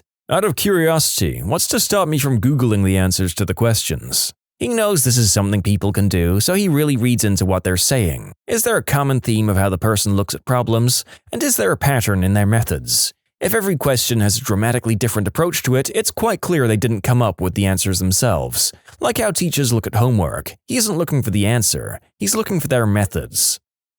Oh gosh, a company that actually reviews people's technical proficiencies rather than making them go through an arbitrary social test irrelevant to the job. Color me impressed. I used to work in a cafe. The work was simple. I asked the applicants to butter me 2 slices of bread and put a slice of cheese on it to make a sandwich. Those who failed to wash their hands first, failed. What was the pass rate? About 30%. I'm in the middle of interviewing senior software engineers right now. What sucks about XXX? Where XXX is the current language they're using. This was generally done in a fairly light-hearted manner after I asked them to briefly describe their background and they mentioned the main technology they're using. It's not a trick or anything, but it's the most important question I ask. What sucks about XXX? Not enough fisting videos. Am I hired? My dad would have a rubber chicken waiting in the interviewee's chair when they came into the room, and he'd watch them, deadpan, to see what they did with it. My apologies, I didn't realize the last applicant was still here. When I have a big stack of resumes, I randomly split them into 2 piles and just throw one of them in the trash. That way I never work with anyone who's unlucky. On a serious note, bring at least 1, preferably 2 copies of your resume. When I ask you why I should hire you, say something honest and tangible. Everyone is a fast learner. Everyone is also a team player apparently.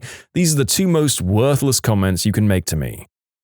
I'm a retail manager. You could have a great application and resume and 100% on our computer application skills test, but if your email address is anything like love420forever@yahoo.com, your cell phone has a ringatone such as Usher, or you mention boyfriend or girlfriend problems in your interview, I won't be hiring you. At least get a non-substance or party-related resume or application email address. And if you get by and get hired, don't ask for cashier code 420. Seriously, what if my email address is my username and my ringtone is a meowing cat? Username is great. Ringtone, well, you'd probably sound too crafty and overqualified. Why would such a unique person stay in a position at $8.50 an hour and last there? It costs a lot to hire. I'd say the average hourly employee outside of the pharmacy has been there for 5 years and makes around $12.75 an hour. Some make more, been around since 1999, and of course the newer people. Every industry considers those overqualified.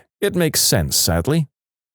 One of the most dangerous kinds of people in an engineering environment is those who won't admit that they don't know how to do something. For this reason, if a candidate couldn't admit at least once during the entire interview that they didn't know an answer, it would raise a huge red flag. With some candidates, I could ask them esoteric question after esoteric question that any reasonable person would see it's okay not to know, and they would hedge and dance around it or try and guess the answer. My favorite was, what are the first 4 bytes of a file that identifies it as a Java class? There's some funny stuff in this grouping, but a lot of it is just about as useful as checking the potential employee's horoscope.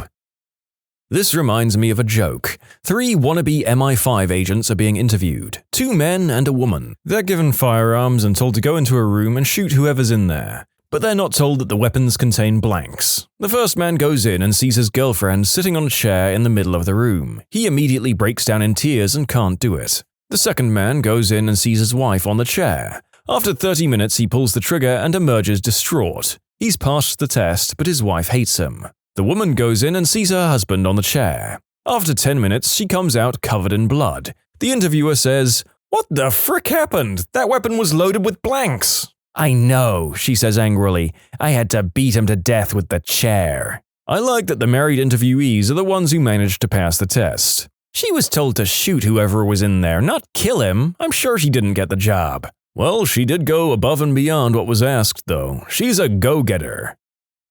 My boss does the walking test. He does walking interviews and will change his pace to see if people would keep up with him with the change of pace. It's a big thing in hotels. What? Who's going to separate from the person they're interviewing with? Oh crap, I'm suddenly 15 meters in front of the interviewer. I knew I'd screw this up.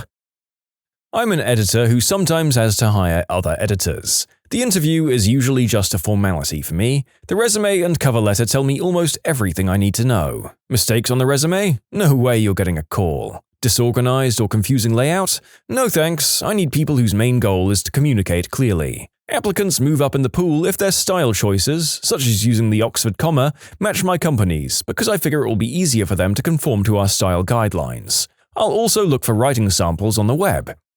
I would assume that for a lot of these personality test type situations, the interviewer is choosing from a pool of people who've already been filtered through their CVs. The interview is a chance to test their critical thinking skills among a few other things. I'm an engineering manager. One of the first things I do for drafting types is have them do a model for something I sketch up. I leave something important off, such as a thread size, part thickness, or maybe hole location, just to see how long it takes them to ask for clarification. People try to be self-reliant to prove themselves, so it makes a lot of people squirm once they figure out they don't have all the information. A good candidate not only finds the missing information quickly, but communicates the issue and seeks out the answer. 4 out of 5 assume an answer, which kills me when I ask the question, "Do you think your print is ready for manufacturing?" Sometimes it really is true that a candidate who has all the answers is someone who never asks the right questions. If you don't push your chair in at Cracker Barrel after the interview, 9 times out of 10 they won't hire you. Manners matter. I ask a question of medium difficulty that any competent person would be sure to get right. I then ask them if they're sure about their answer, implying that it's wrong. Tells you a lot about how they react to feedback and how they communicate with a client or boss when they think they're wrong. IT manager here. I always try to make the person perform a task or write code that will directly relate to the actual job. For example, if you're a front-end HTML jockey, you get a screenshot and an hour to build the page in HTML with Notepad. The special part of the test is that there's no way you can finish it in an hour, so it's as much a question of prioritization as it is technical ability. One guy wasted the whole hour trying to make the rollovers work. No offer. The guys who got offers were the ones who got a basic page running, then went back and went after the frills. My old manager kept a stack of comic books, a lot of old school superheroes and some of the Star Wars graphic novels, on a mini fridge behind his desk. He'd always offer the interviewee a bottle of water from the fridge, but in order to get it, he'd have to slightly shift the comic books. If they mentioned the nerdiness or coolness of him having them or asked him about them, then they would be much more likely to get hired. Caleb was a pretty cool guy. So, only people who like comics get hired? I'm pretty much a nerd, but I don't read comics. No, it was more that you had to not be embarrassed by the fact that there was a grown man behind the desk who happened to not like comic books. I don't like them either, but happened to like video games, Lord of the Rings, etc., and could keep up. He just liked people to be able to approach those kinds of awkward conversation topics. When you subscribe, make sure to hit the bell to turn on notifications. Put the playlist on in the background to finish listening to all the stories, or if you want some vibey music to put on in the background, check out easymode. If you like Am I the Genius, give Am I the Jerk a shot. Everything linked in the description.